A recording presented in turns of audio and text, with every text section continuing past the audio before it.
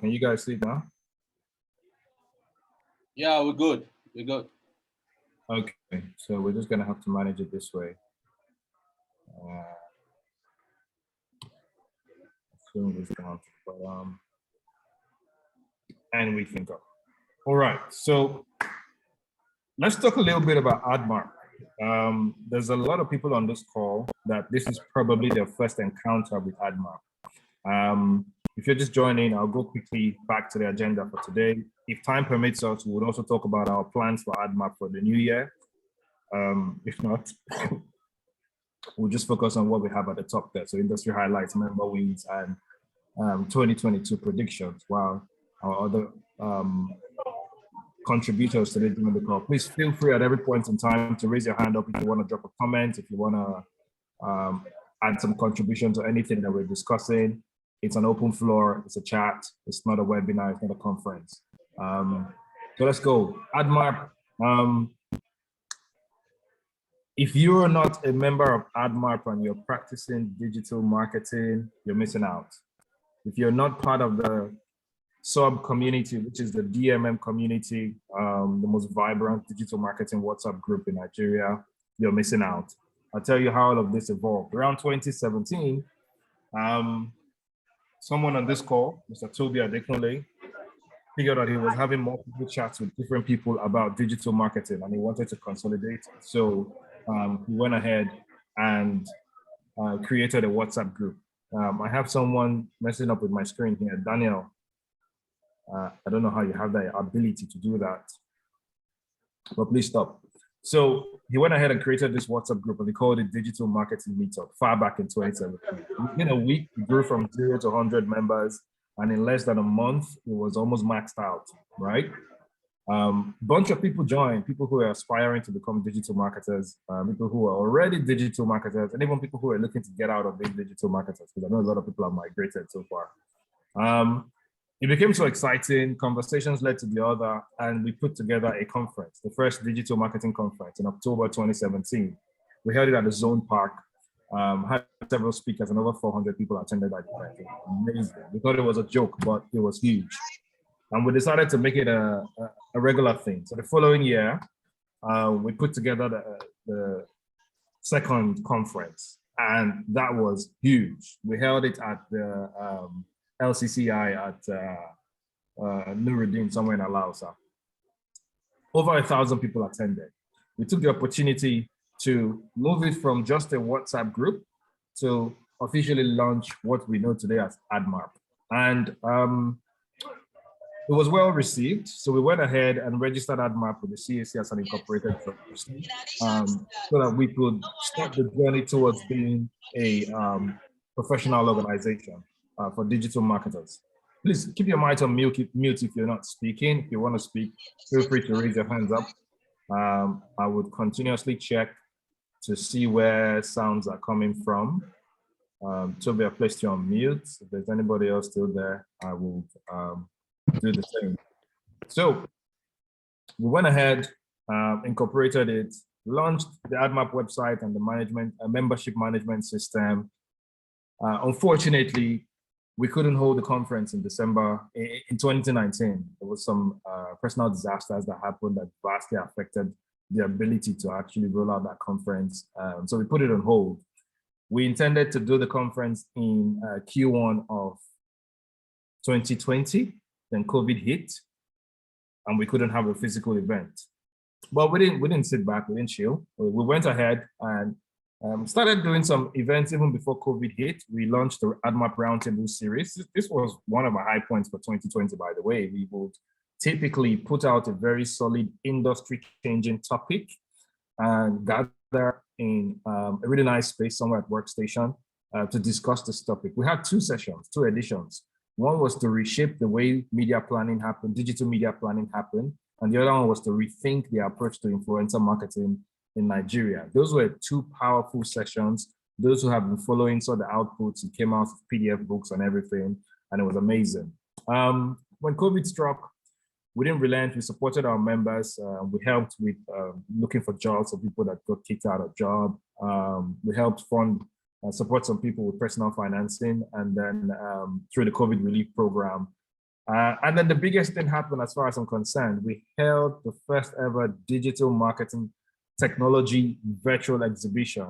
It was purely online with exhibitors like Eskimi, Opera, Dolce's, Terragon, lots of people from within and outside, lots of MarTech companies from within and outside Nigeria. Oracle was there, Media Power was there, and a bunch of interesting companies. So that was a really, really exciting and successful event that we held in 2020. I think we got so excited, we wanted to outdraw ourselves in 2021. We spent all of the time planning. So what we did practically that I can say for 2021, because it was a year where a lot of people were recovering from COVID, recovering from all the gaps that they had faced work-wise, professionally, to develop self and improve self. We focused on reviewing and restructuring our programs.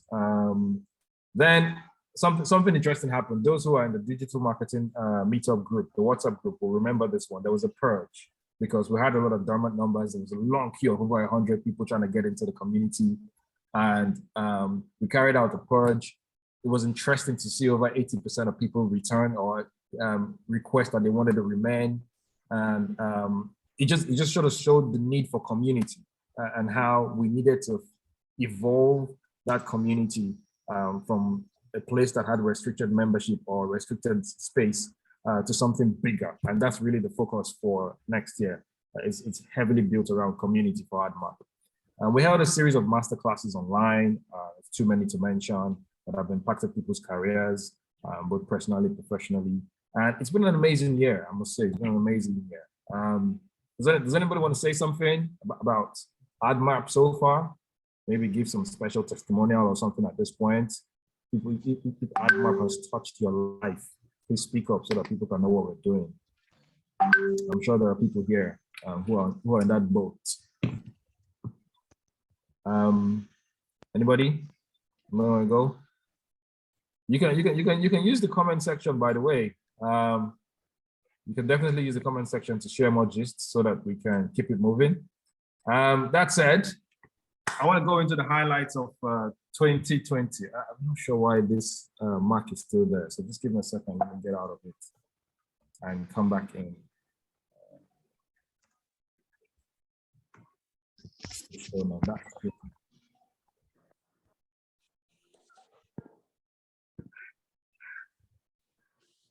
Exactly.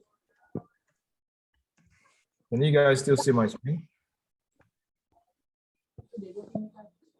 Can you still see my screen? You can let me know if you can.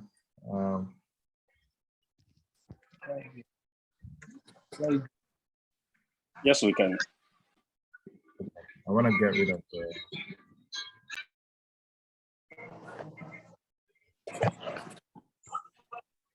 So I was trying to make these things appear in sequence, but time won't permit me. But there's gist around this slide. I'll tell you what.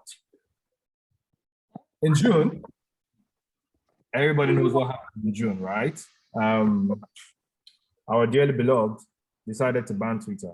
And in the process, a new social media platform was trying to creep into the space, right? Cool. We all know the gist. We all know what happened, right? Sorry, if you're not speaking, please go on mute. If you're not speaking, please go on mute. I'll just go ahead to keep muting people. All right, thanks. If you need to speak, just put your hands up and I'll be happy to take that up. Or you can use the comments. So a lot of us know what happened. Some people are already laughing because they know the deal. Nelson, awesome job referrals. Thank you for that. But here's what happened, right? Follow me for a very long time. And we went ahead and why can't I meet this guy? The robot. Okay, that's a special guy. So we thought it was important to get a feel of what was really happening beyond the eyes of the digital marketer. So coincidentally, I was reached out to by, or I connected with the current president of the Nigerian Institute of Marketing, right? Or the National Institute of Marketing, Mr. ID. And we were looking for a beautiful way to sort of bring these communities together. NIM today is very traditional oriented, right? It's full of a lot of experienced marketers, right? But not very, very digital marketers.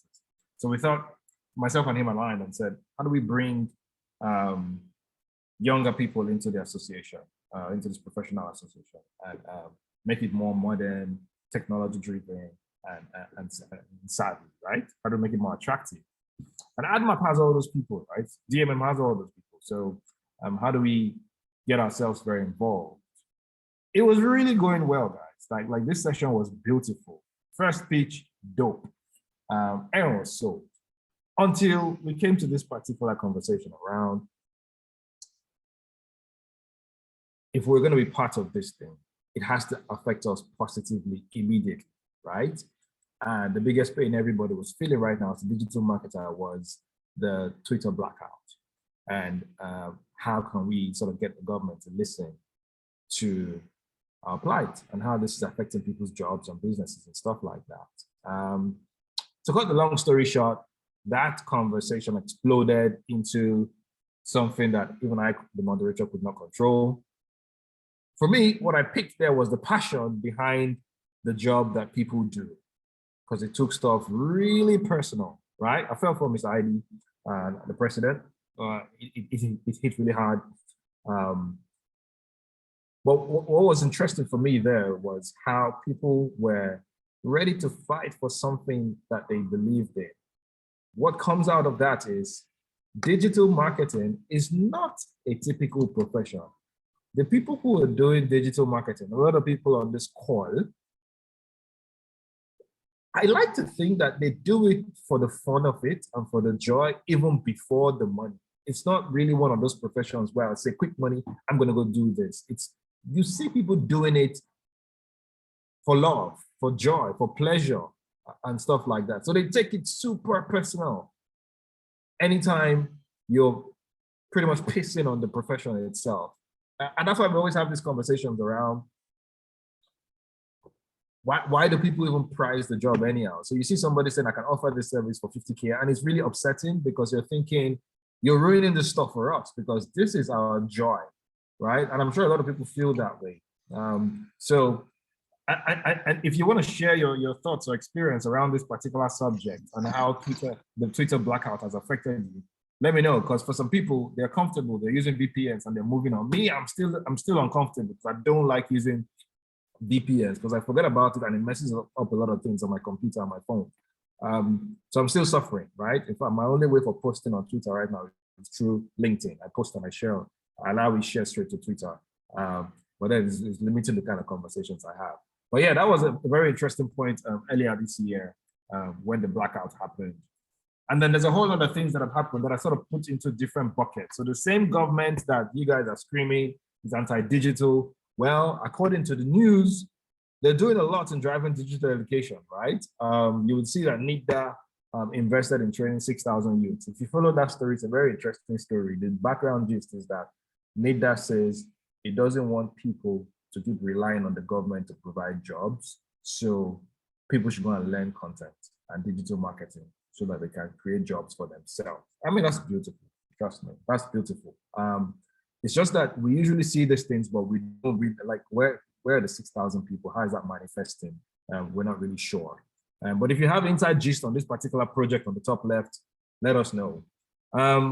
There's also something that's going on. I know someone in this call is probably involved in it. It's the the Digi Girls Initiative by CyberSafe. We're going to come to speak about that with one of our celebrants, let me call them, people who have achieved great heights in digital marketing.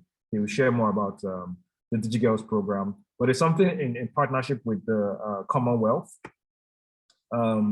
It's funded by the Commonwealth. The aim is to drive digital literacy amongst women and there's a lot of women in the profession, so they make it sound like it's skewed. No, actually, it's one of those few professions that has a fine balance of men and women practicing, maybe even more women. So there's that. And right staring at you in the middle is Lagos State. Listen, I just saw this when I was doing some research. I don't know anything about it. So if you have any information on this particular program, let us know. Lagos moving to equip 1 million youths with digital skills. If you know a lot about this project, please share some light. Share some more information. We're here to learn in this process of discussion. And also there's the Digi Women Initiative. This one is more focused on not young, but let's just say trading women, middle-aged women, also trying to bridge the digital literacy gap, especially women in trade and all that. These are all initiatives that have happened in the year 2021 to drive digital literacy with emphasis on digital marketing for people. So trust me, when you find out that everybody is doing digital marketing, it's because the agenda is to push it to become the standard, right? So there's a big job ahead. How do you differentiate yourself from somebody that just took a government training for 3 days versus somebody who has actually been practicing this for years and needs to command a different level of respect? There's another institution called Guru Demi there that is focused on training people for digital marketing, right? And shipping them or making them available globally. So the way you have the Andelas, the Decagons for developers and stuff, Guru Demi is really focused on the digital marketing side of things. Then when we look at it from the lens of infrastructure, we all know what's happening, right? The race to power the continent with internet. We've now seen that for you to be able to expand your customer base or your user base, you must increase access or create access. Google is gunning for it. Facebook is gunning for it. Elon Musk is gunning for it. And we know the big event for the year was Main One getting acquired by Equinox, all towards the race for controlling or powering broadband access in the continent. Sorry, who's there? Victoria.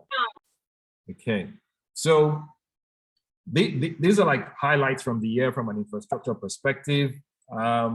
We can also look at it from a product and service launches perspective. So within the digital space, what products were launched in the year? A whole lot, man. Trust me, I couldn't even capture all of them. Daniel says the Lagos stuff is called Code Lagos, I believe.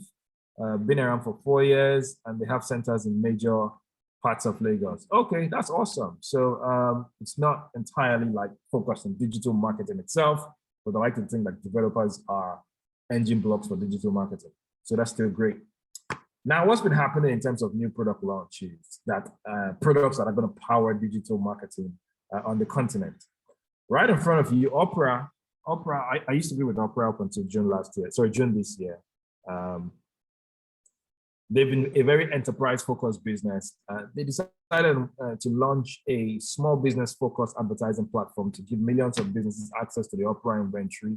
If you know the history of advertising, there was a time where Opera had the highest CPM.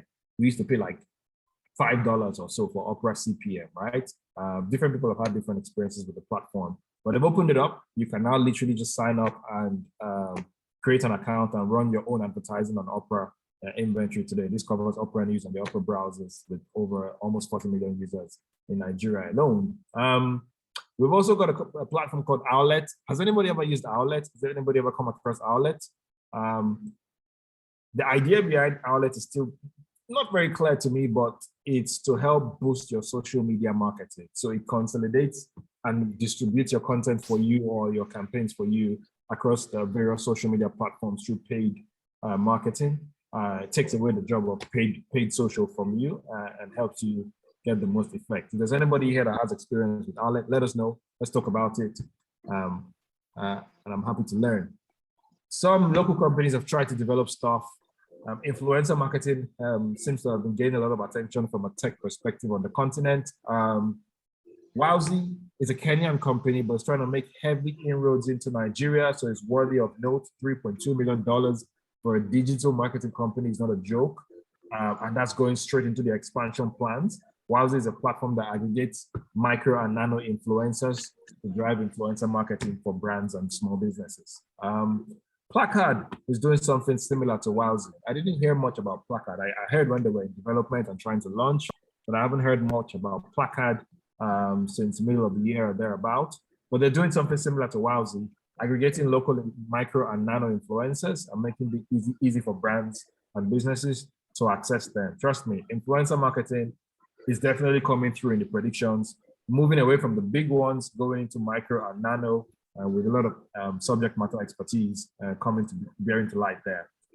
Hire Foster, I put it out there because let me tell you the truth.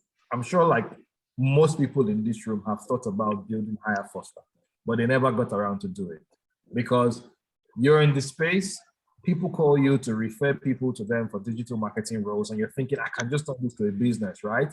We just had mouths. We didn't do it. Toby's here. He said it. I said it. Many people said we would do it. We didn't do it. But Hire Foster's doing it. Hire Foster's gone ahead to start bringing all the growth marketing professionals together. And by growth, it doesn't just mean like growth. It covers digital marketers, content guys, everybody that's geared towards driving business growth with digital tools. Putting them together, making them available to both local and international businesses for hire, both on a full-time or freelance basis. So shout out to the team at Hire Foster, helping us to drive some sort of standardization in how digital talent is acquired and utilized. Let's see what's in the comments. You guys, okay, it's a party in the comments, no problem, enjoy. Now, when we look at it from other products that I've launched, these are less popular, but they're doing some magical stuff in the back. Out There Media partnered with MTN to provide some sort of interesting marketing solution and that allows for a 360 system where they aggregate demand for brands. Brands can go in there, utilize the telco's database to be able to reach out to consumers across different telcos across the continent. They cover about 2 or 3 telcos. Oh, sorry, they cover MTN in Nigeria. But the idea is drive mobile marketing directly on behalf of the telcos for brands. Now, we also have a company called Truya. Truya is sort of a reviews platform, right? Let me think of which company is in that space. Sorry, I'm just gonna put people on mute. Pardon me. Yeah. So let me go back. Like my slides coming to it.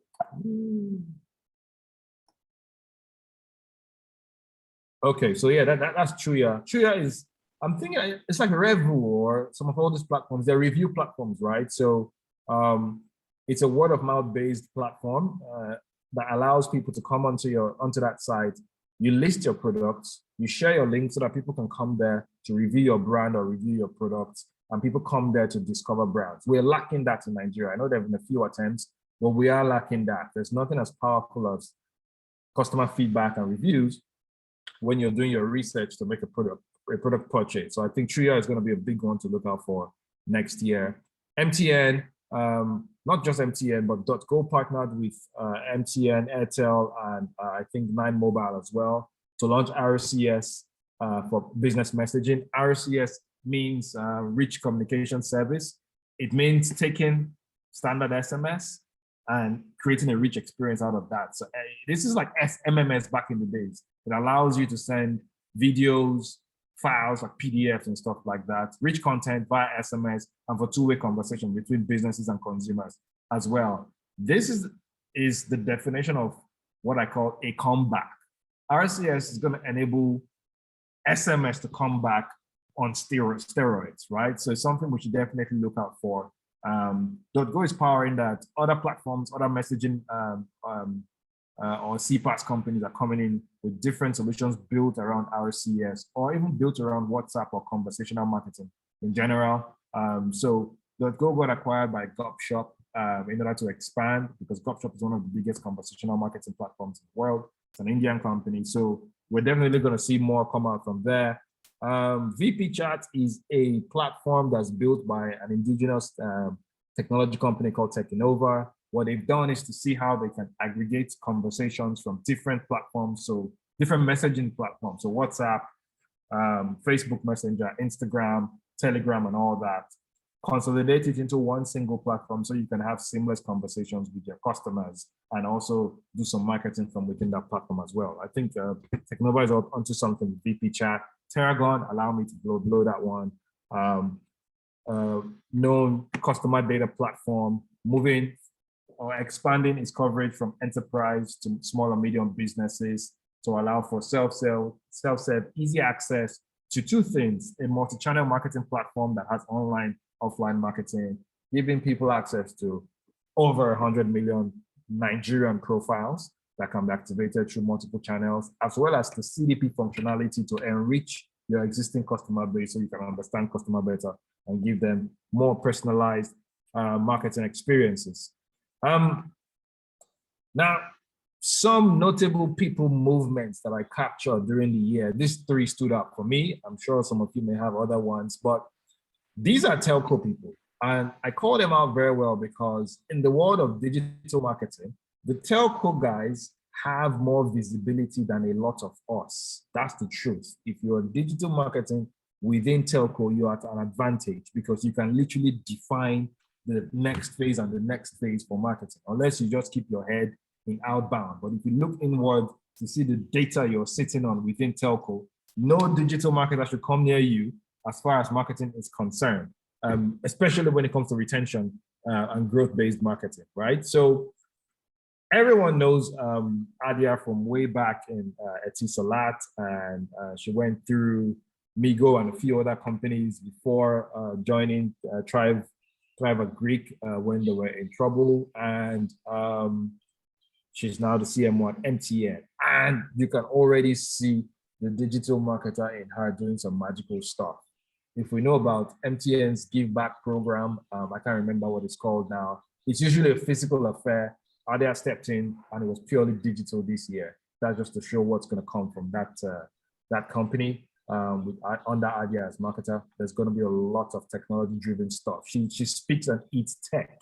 So it's a beautiful marriage between marketing and technology. Infobip also played big in the market in 2001 with some FMCGs and FSIs, like Zenny, to launch customer-centric services on WhatsApp. Thanks for that. Shout out, Peter or Luca. I missed that one. Infobip indeed. Listen, you can't ignore Infobip, right? As far as mobile marketing and conversational marketing is happening, you can't ignore Infobip. No, Daliman, I didn't say Tria, I said Chuya, CHOOYA. Richard Ayoma says what Wowz is doing is impressive. Yes, it is indeed. And I'm super excited that that level of investment is going into MarTech. If you know Arafat, he was the G at MTN. He moved to Schneider Electric. Arafat was doing amazing stuff. Man, a lot of media sales guys here know Arafat, right? Because everybody was trying to get a slice of Arafat's project. But yes, Arafat moved during the year to Schneider Electric. And we're really looking out to see how he's going to convert that sort of B2B industrial type company to bring it home on a B2C communication level. So we're really looking out for what he's going to do there. He heads marketing and digital out there. Eniton, who used to be with, I think Eniton was Airtel before he moved to Liquid in Kenya, and then he's come back leading, I think he's leading, what's he leading now? He's in Facebook, leading commercial for Africa, yes, in Facebook. So these are strong moves that I couldn't ignore as far as 2021 was concerned. And we're looking forward to celebrate more of you on this call, sometime next year, on the big moves that you will be making. And lastly, from a campaigns perspective, a lot of campaigns happened, right? But I'm going to hold on to the last two that caught our attention this year. This one on the left was an MTN controversial. It led to a heated conversation and argument that lasted almost 48 hours on the DMM community. Everybody saw it. If you know the messaging here, it says, do your research before you jump on trends. That's one. The one on the right, you know the catastrophe that happened after this. The company came out and blamed. I mean, when you read it, you will get the gist. You'll see the wahala. To bail themselves out, they came out and blamed the printer and graphic designers. I pity the graphic designer. If the entire company says it's your fault, then there's trouble. But that was what happened. And we're looking forward to more interesting times. So please, let's market carefully in the new year. And to wrap that up, we're going to go into some member highlights. Taking a bit of the time there, but I want us to touch on the member highlights. So is there any conversation happening that I'm missing out on? Let's see. Cool stuff. If you want to chip in on anything that you think happened, interesting during the year in the world of digital marketing in Nigeria. Please, you can put your hands up, share some of those interesting stories with us. We're happy to hear what we missed.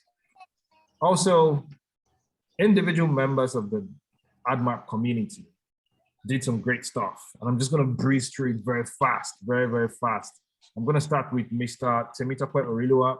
He's one very vocal chap, very opinionated and strong-minded and willed, right? He called me randomly one day and said, Oti, I need connects in Kenya. I'm like, what are you doing? He said, I'm expanding my business to Kenya.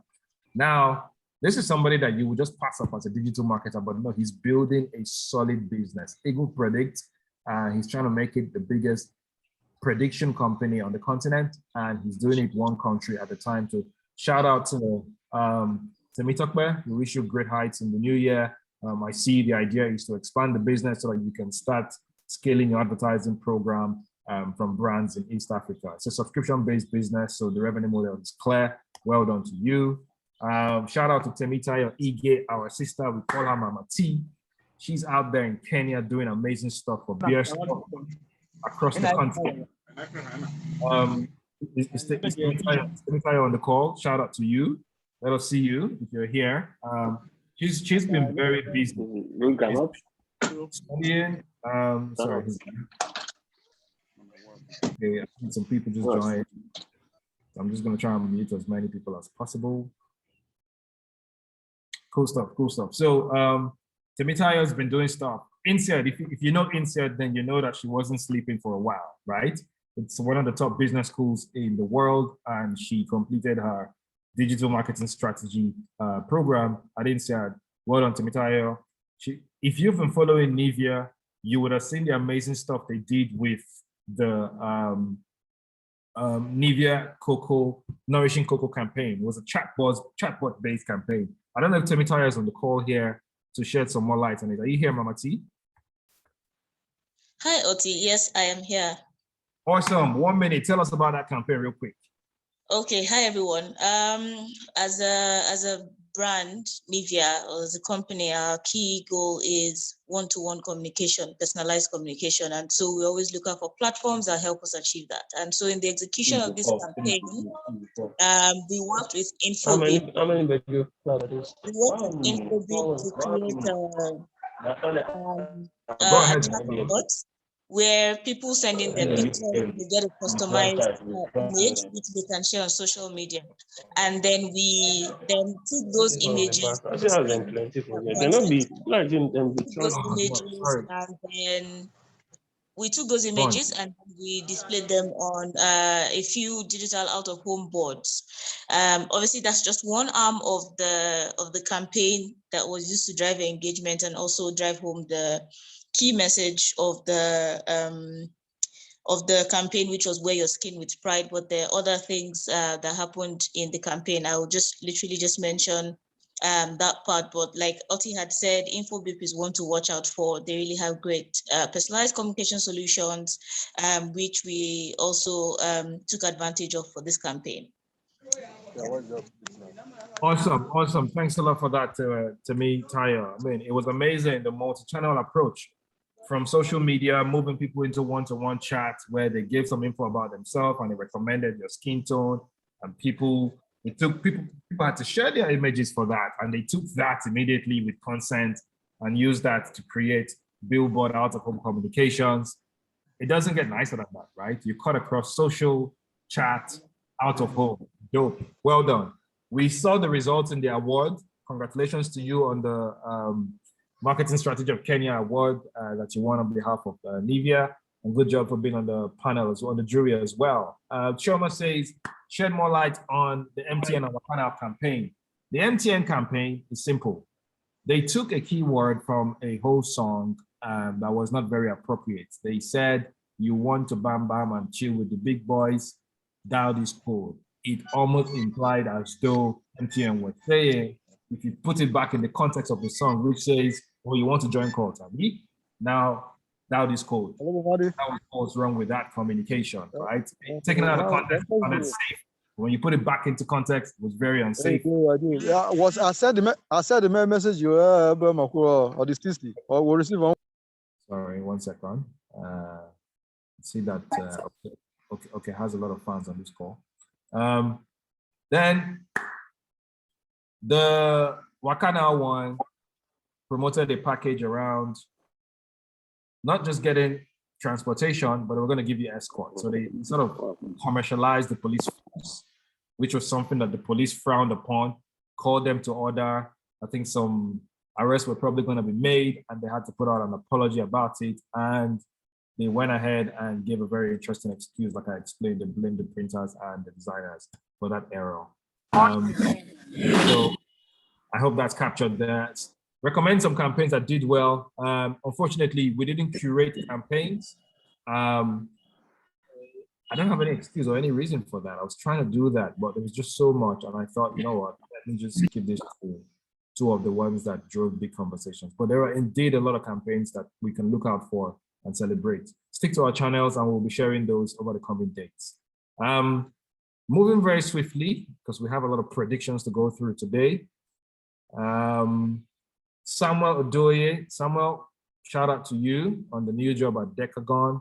In addition to that, all in 1 year, you got promoted as well from growth lead to growth marketing across the different teams. So you were holding one team entirely and then you moved across different teams to lead growth. And then Samuel did something interesting. Samuel is a Bubble developer. If you know, Bubble is one of those big no-code platforms. And off the back of that, Samuel went ahead and launched Audience Lab. Oh, sorry, not this, got this wrong.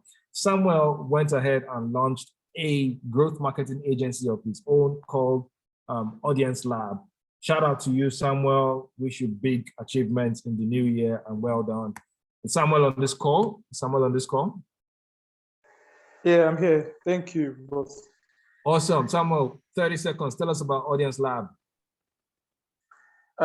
Okay, yeah. So basically, I think my journey in growth marketing sort of helped me understand how in some situations, you just need to look at marketing. Marketing is not linear, like in many cases. So, and trying to help companies understand that there are many angles they can look at this to get the result they want without just saying, okay, it's all about hats, it's all about content, it's all about just pushing something out there. So redefining marketing in cases when it's not linear. So that's what Audience Lab is trying to do. So when it comes to growth, when you think your product is not just going out there and pushing out ads, okay, I want to talk to you about how you can be strategic about it and, you know, new things you can infuse into whatever you're doing or your strategy that can bring out the results you need.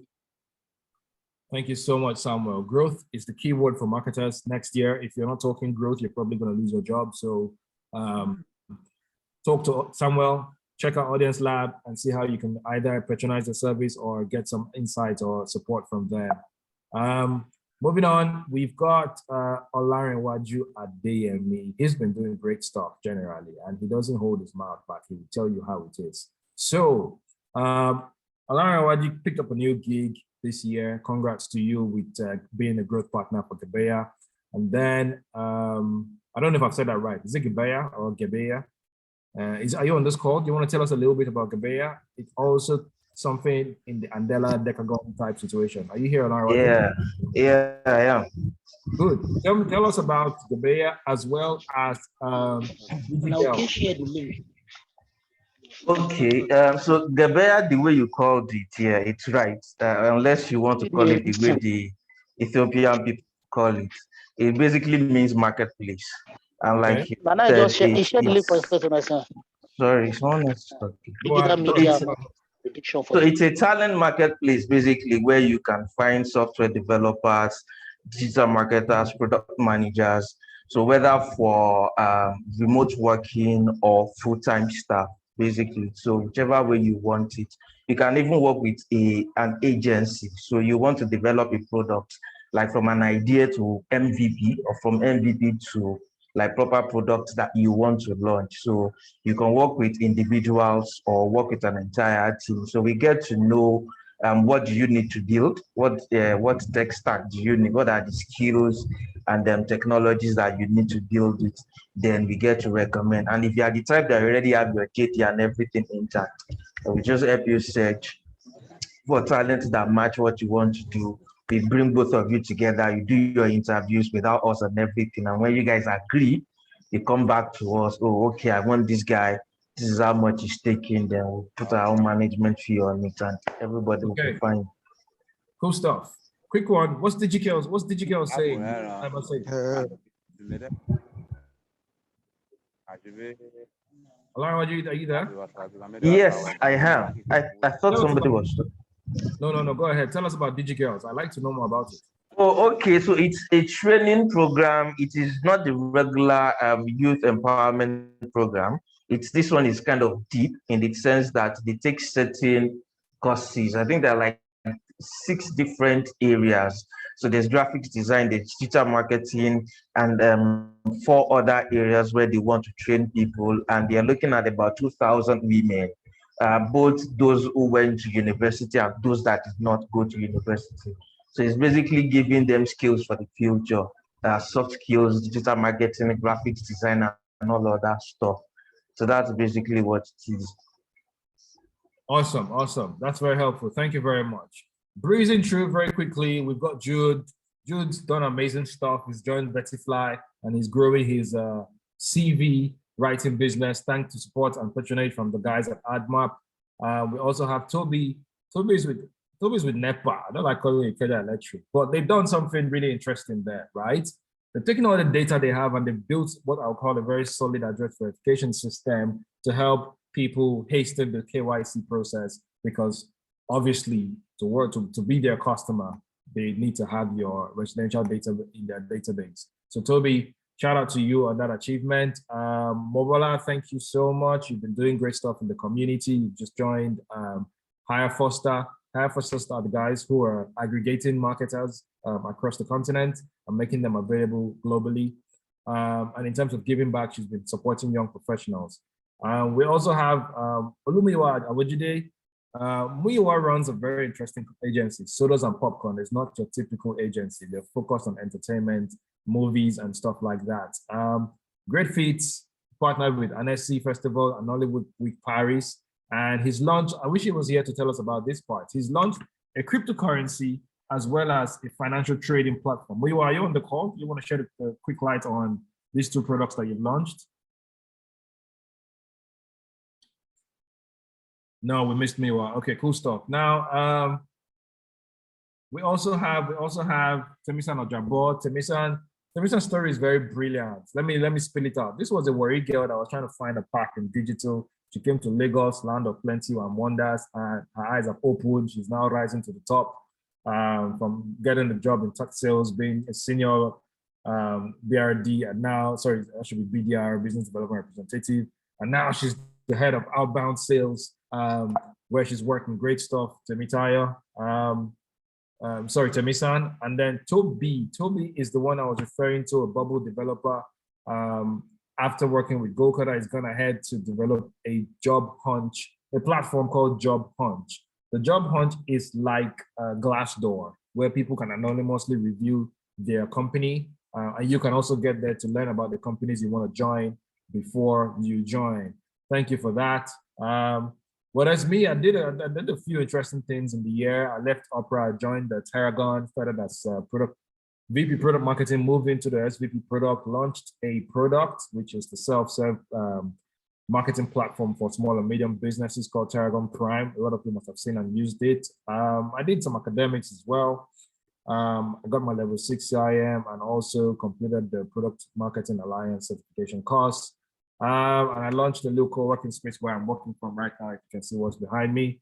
I don't have customer here today. I don't know where they are, but yeah, it's working, it's growing. Now let's go into the final part. I know this is me eating into time like an African man, but this is the high point. This is the exciting part. So we're going to talk about the predictions for 2022.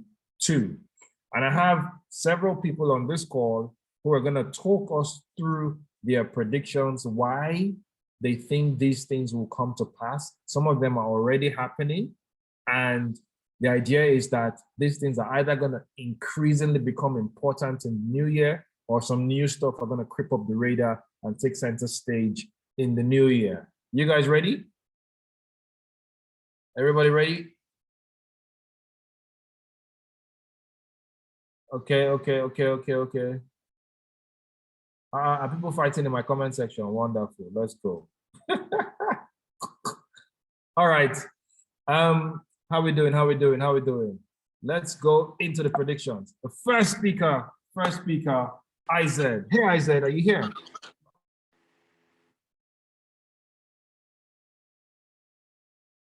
Hi everyone, I'm here. You said people were fighting in your comment section, so I immediately went to the comment section to check. I know that's your hobby. Just to check the fight. Ignore it for a bit. For somebody who you say that's my hobby, I've not been in any fights this year. Hallelujah. That's why it's not in the highlights. So let's go. Okay. All right. The floor is yours. You want me to run you through the predictions that I have, or you want to ask questions? I want, so let's go through it together, right? Okay. I mean, it's a really wordy slide, but I see you have four key themes here. Let's talk about the one around AI and personalization. Why do you think that's going to be a big deal? Because it's already happening, actually. Because of recent, I've met with a few founders in Nigeria and outside of the country that are building AI automated tools that will help to improve targeting with regards to advertising. It will improve your insights, and so marketing will be much more precise in 2022. Try your luck is not going to be something that will happen, except you're still going to be riding this old school. There will be improved insights. So I've met with at least 6 founders of startups that are building amazing tools, amazing marketing tools. OT, if you see it, you will know that half of us will not be in business next year because the tools are going to be doing the work. Okay, I'm scared. Are you allowed to drop some names of these companies that we can check out? Yeah, I did drop one Nigerian one. Spire, right? Yeah. Yes. Okay. Spire. Yeah.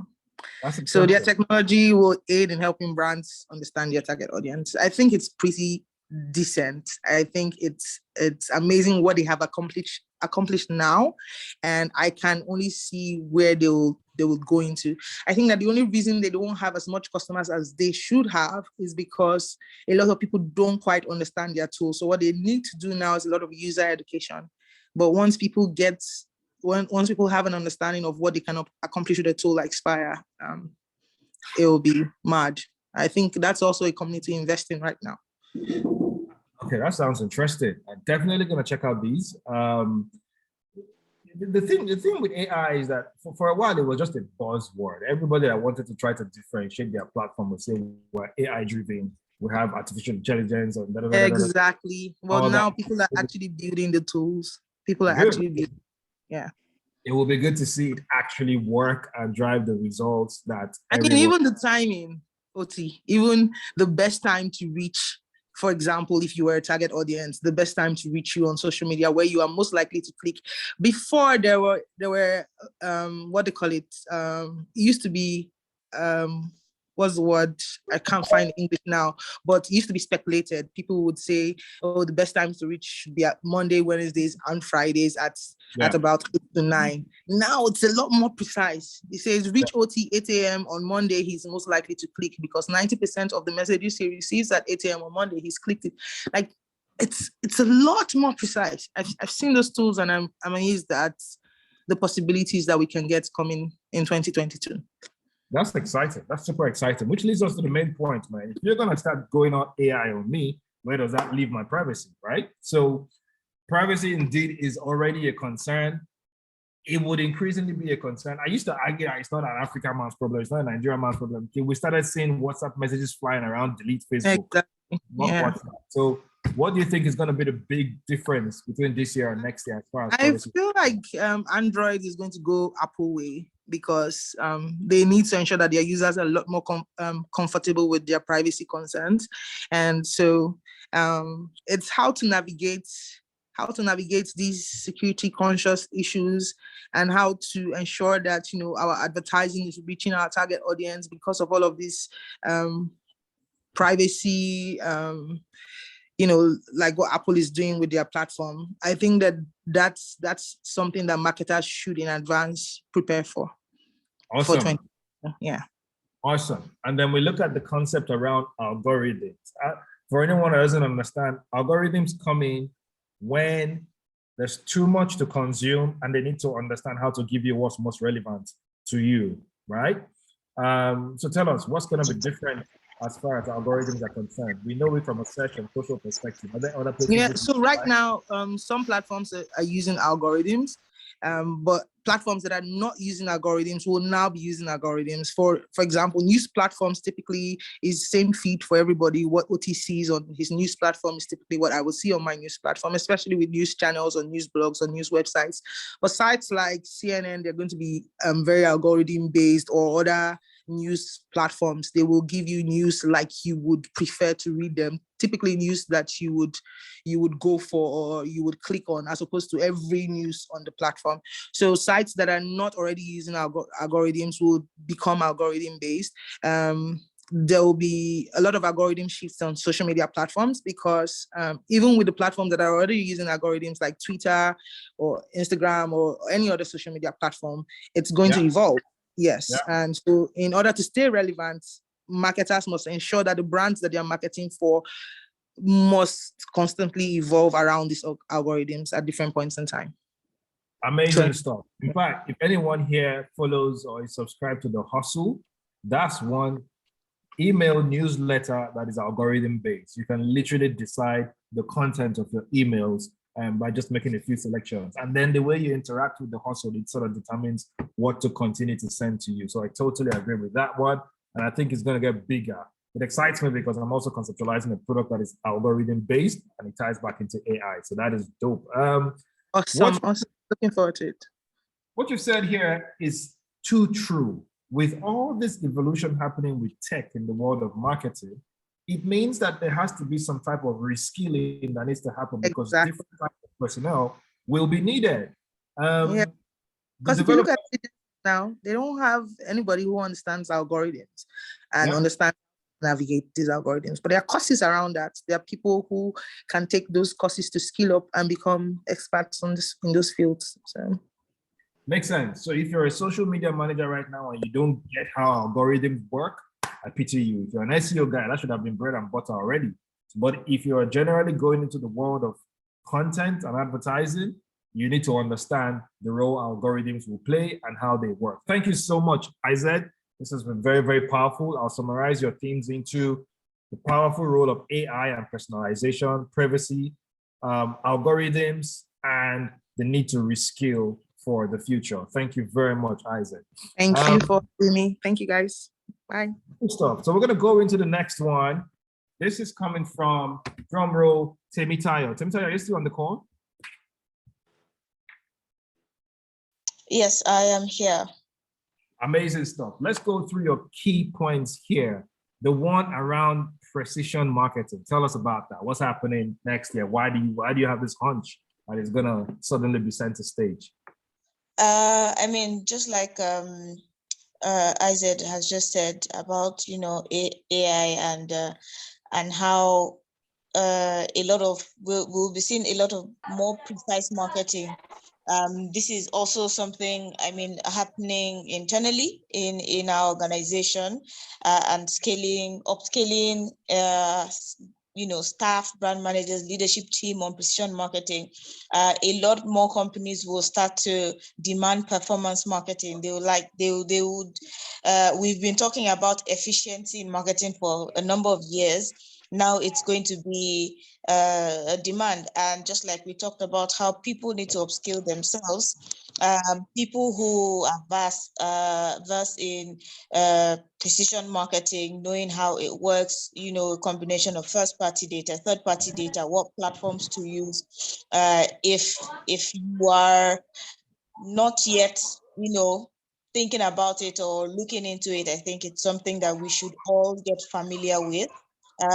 Obviously, needless to say that going cookieless will ensure we'll see that more people are investing in first-party data, getting more first-party data make precision marketing actually precise, because it really relies on the number of data points that you have. And this will also then lead to personalized communication. One increasing consumer trend is the need for personalized communication. And so for brands to be able to achieve this, performance, precision marketing, right message at the right time to the right person, is going to be something that brands, companies will be looking out a lot for.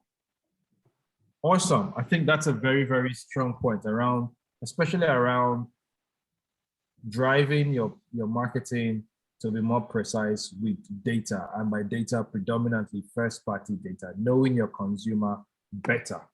The third-party data capabilities are diminishing, so you need to really, really invest in understanding your customers from a first-party data perspective, and every other thing that follows. And I see that you've also mentioned here that brands will increasingly seek opportunities to offer more digital services instead of just throwing discounts at people as a form of value add.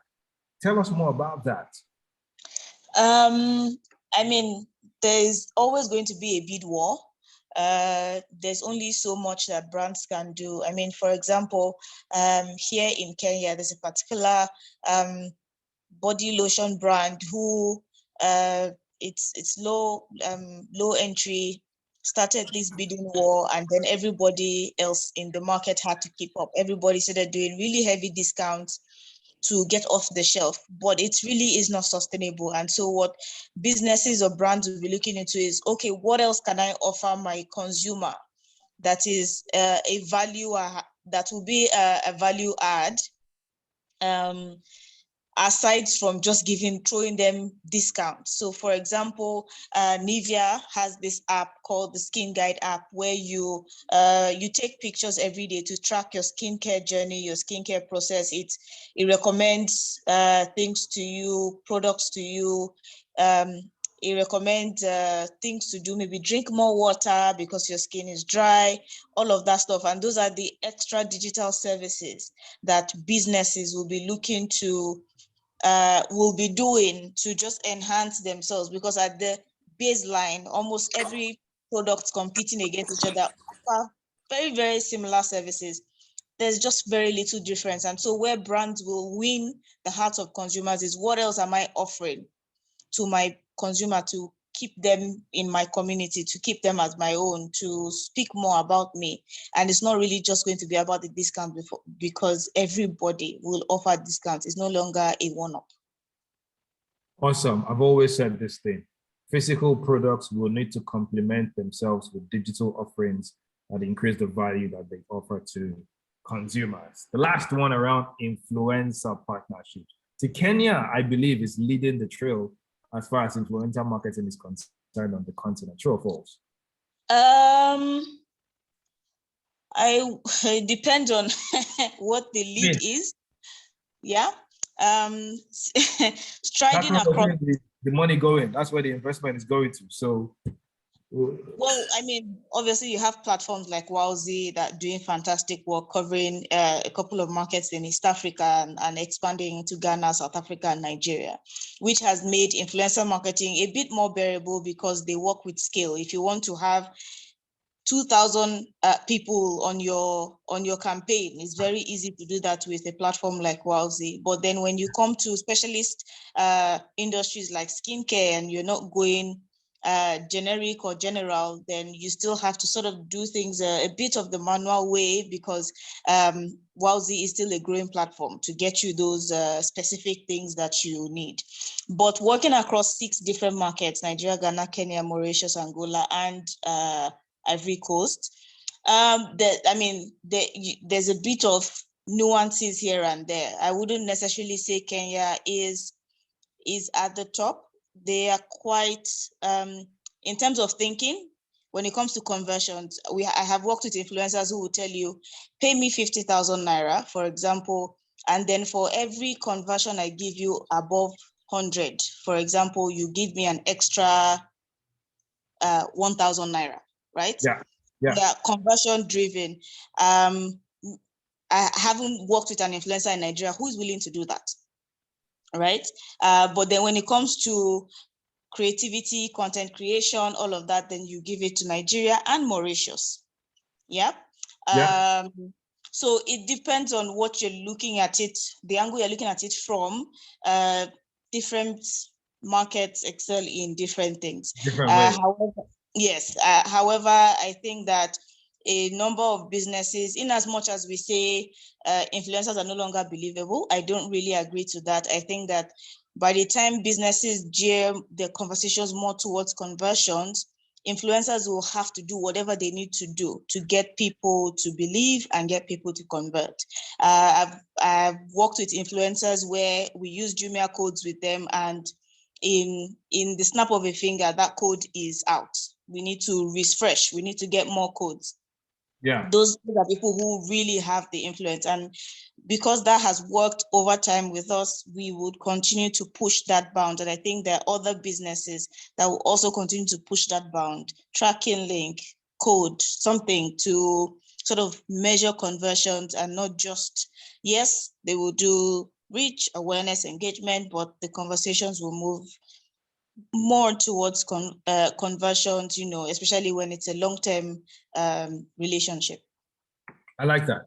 And if anyone is like me that has been held hostage by influencers, and after paying, the blood and sweat you have to go through for them to actually do work, then you will see where this is headed. And even if it's just a prediction, I am actively going to make sure it comes true, because I'm tired of this wahala. But yeah, thank you very much. Temitayo, 3 key predictions out there around the continuous push for performance, which ties back into the last point. Influencer marketing would also get very performance oriented, and the fact that more and more brands will start to complement or augment their physical products with digital offerings as a form of value add. Thank you very much, Temitayo, and I wish you a happy new year going into 2022. Okay, I hope you're still here. I know you gave me a warning that you got to bounce. Okay, are you still here with us? Yeah, I'm still here. As I decided to take all our time. So apologies. Your line is always very hot. So please give us a few minutes and let us know what's happening in your world as far as 2022 and digital marketing is concerned. Let's go. Smartphones. My name is Oke Omorofo, marketing manager for ITEL. Funny enough, it's not just ITEL mobile again. It's now more of ITEL mobile, ITEL accessories, ITEL TV, ITEL laptop, ITEL home appliances. That's the whole range of product. Is it ITEL car?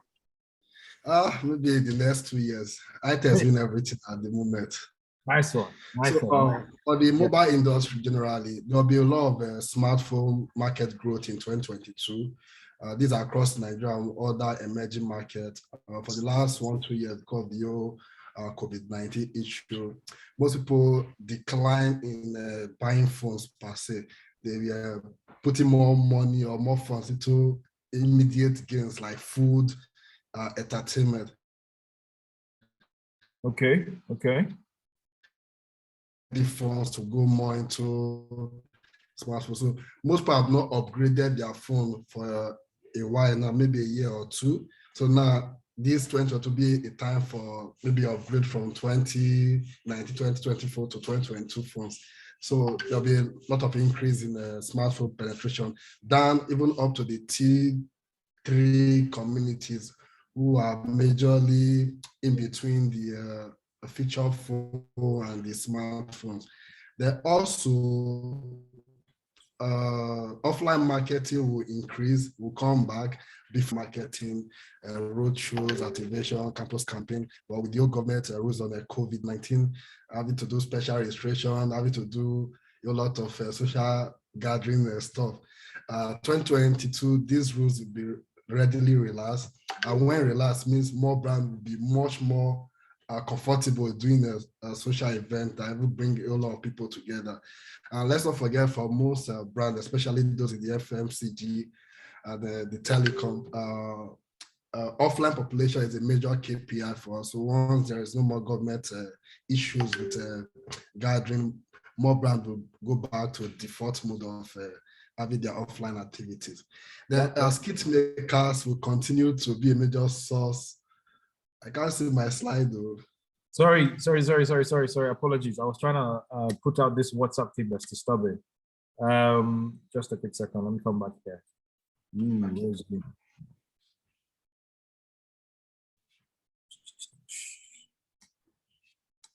Let's go. Can you see it now? Can you see it now? Okay. So, yeah. You were on the increasing rise of wheat. Yes, I can. Skit makers will continue to be a major source of amplifying and influencing. Can you hear me? Yep. Go ahead. Guys. Go ahead.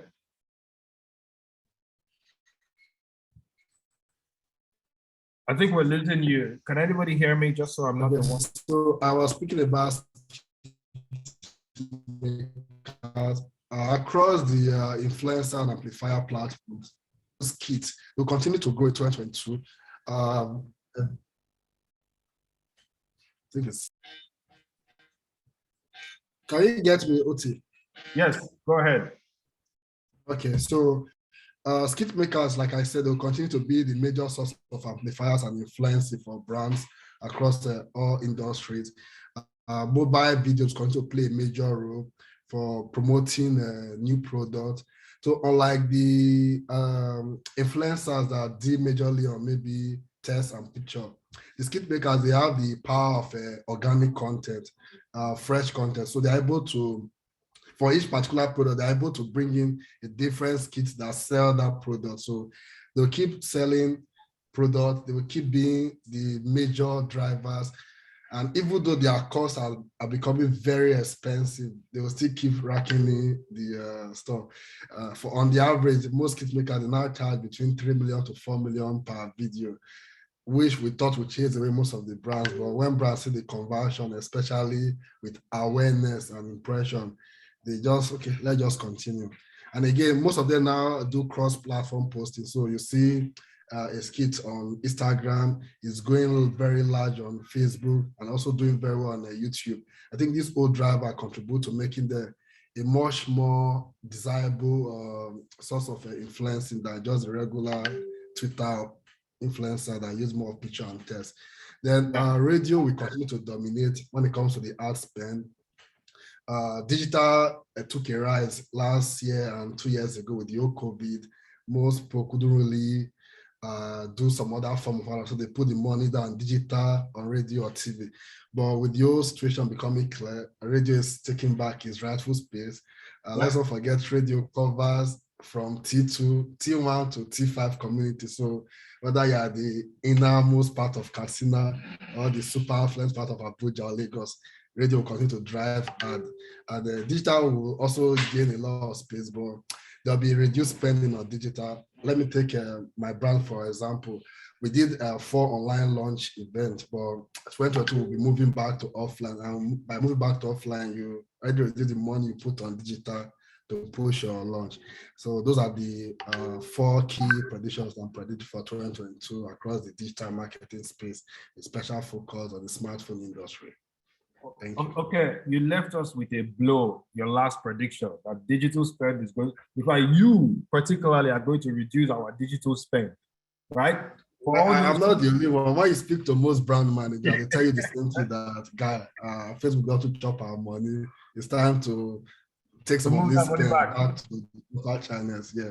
Wow, so, wow. For everyone who's a digital marketer on this call, you heard this one very, very loud and clear. We were given 1 year to prove ourselves, and for XYZ reason, we haven't. So they're going to move that money back to where it was delivering results. So thank you so much. Okay, yeah, I think. Yeah, and also because radio is cheaper in terms of the number of target audience you get across. Yeah, so it just makes more sense for most brands to move back to radio promotion. Then the final part I did add to this target is there'll be a lot of government influence in 2022. 2022 is like a year before the election. There'll be a lot of political campaign, consultation will be going, party politics, and also the outgoing government know there's nothing to lose, so they can bring in any form of draconian law. Do not be surprised that this Twitter ban might continue to maybe around October, November. And they are not scared at this point because they know you can't do them anything. They've served their time. So let's be waiting for the new laws that will come from there, which might not be very favorable. Awesome. That's all awesome. for me. Thank you so much. Okay, I've been waiting for somebody to touch on that Twitter thing to let us know whether it's going to be unbanned or not, right? I doubt it will be unbanned anytime soon because there's no motivation or incentive for them to do it. That makes sense. Now, you've called out some major things. Thank you. COVID-19 has played a big role in the world of marketing where consumer spending has been impacted. That means certain type of things like mobile smartphones, the sales slowed down, but now people are recovering and coming back out. So they would definitely be investing in more things that are of pleasure than necessity. So it would increase access for digital in general. However, we're also seeing that there's a derivative effect when COVID relaxes because more and more businesses will resume their offline activities and all that extra budget that digital has been enjoying will start to flow back to its natural place. Thank you, and we look forward to that. I know I had a slide that showed digital's share of marketing spend. It grew to almost 30% in between 2020 and 2021. Yeah, so we will be looking to see what that looks like by the end of the year again, whether it gets bigger or whether it shrinks. Okay. Thank you so much, okay? And I wish you a wonderful new year ahead. To reduce that. Thanks, Oti. Cool stuff, cool stuff. Now, let's move into an interesting part. The Meta Master himself, Mr. Stanislaus Olusegun Martins. Are you still here with us, Stan? By God's grace. Hallelujah. Okay, listen, you have just come to do meta prediction for us. Oh yeah, help us understand all these big things that you are planning to do to us next year. Let's go. Starting from the metaverse. I know you tried to strike out that metrics, but sorry, the slides didn't let me do that. The metaverse. Tell us the impact of the metaverse on the average Nigerian in 2022. Don't tell us what's happening in Europe. What's happening in Nigeria as far as metaverse is concerned. Okay, thanks a lot, Oti. Thanks for the invite and the opportunity to speak to everybody. I mean, there's no Facebook discussion that's going to start without us talking about metaverse. It was the highlight of our year. The company believes so much in this direction of the metaverse that even that is now even reflected in the name. It's a big deal, and I mean, one of the things that's been consistent by a lot of the speakers that have spoken today is the need for digital marketers to always up their game and future-proof their skills. Metaverse is not something that's going to happen in 2022. It's not going to happen in 2023, but it's something that is inevitable, at least from a Facebook point of view. And brands should begin to think about how their brands will play in this particular space. Sometime this year, Facebook released a solution, I think Ray-Ban Stories, which was a very basic headset, glasses. It really wasn't doing very much. But just a few weeks ago, we see some software updates, and the software updates begin to add some smartness and some features to the glasses. So you begin to see where Meta is going with this as a whole. Digital marketers, like I said, this metaverse thing, this matrix thing is not going to happen overnight, but slowly it's going to creep in on everybody. So this is the time to begin to see how your brands will play in this particular space. So the recommendation we usually give out is begin to test out things like Ray-Ban glasses, begin to play with Quest 2. Spark AR, which is a augmented reality building solution from Facebook, used to only be on desktops, but earlier this month it was released for iOS, meaning it is now easier for you to create all these kind of interactive solutions on your mobile device, and you can easily port them into Instagram. So that tells you there's going to be a very big play in that regard. So I'm just going to really emphasize what I think 2-3 of the other speakers have also said. Digital marketers, we need to be trendsetters. We need to keep abreast of all the latest tech so that we can begin to position our brands, get our brands ready to jump on those kind of things. Yeah. Influencers and content creation, yeah. We've done some really cool things this year. We worked quite closely with Nivea on a couple of campaigns that they've run this year, as well as with Coca-Cola and some other really beautiful brands. And we've done some really, really lovely things that I feel the learnings we've gotten from them have been so positive that there's no way they don't become very, very big in 2022. Coupons are fine. Coupons are good. You know how your brands are performing. You know how each of your influencers are performing. Trackable links are also sweet because you can click on them and people can see how much traffic they're getting. But beyond that, there's also the opportunity to test brand objectives against each of your influencers. We've done that with a couple of really good brands where a brand launched with 3-4 variants of their particular products, let me just say products, and they had an influencer for each of these products. And we're able to run brand lifts associated with that campaign, promoted from each of the influencers' page using the same budget. And it's clear as daylight how each of the influencers added value, at least from a brand perspective, to the campaign. So these are things that the brand was very, very impressed with. And I feel this is something that should also become a norm going forward. So everybody wants influencers. We want to squeeze all the influencers now. They're charging us so much money. We want to squeeze them. So beyond just using our coupons to track conversions, using our links to track traffic and engagement, we also want to see how each of these influencers actually influence our brand objectives for these particular campaigns. Video for me, I just wanted to emphasize mobile video rather than just saying video in this regard, because most of the trends that I'm pushing out are trends that we're seeing from our side. So this is more or less meta-specific type data that I'm sharing with you guys. While we have a lot of video online, the videos we have online are still, I would say 70-80% of them are still built for traditional channels. And even though we've been talking the talk for quite a while, that hasn't changed. But the really interesting part is there's a huge opportunity for agencies, for creative agencies in this space that really understand video for digital to really, really do very well. And the way I would put it this way is that we worked with quite a lot of brands in Nigeria for this year that to offer them the kind of solutions they wanted for video, we had to go outside of Nigeria, which for me, I feel is very, very sad. Creative agencies need to up their game. They need to understand the importance of having videos natively developed for each of the platforms. You can't take a video that you're going to run on terrestrial and bring it to your reel, for instance. I mean, you can chop it up and try to make it look really, really cool. But the idea is, going forward, you need to develop video content that fits each of the platforms where you're going to be deploying them.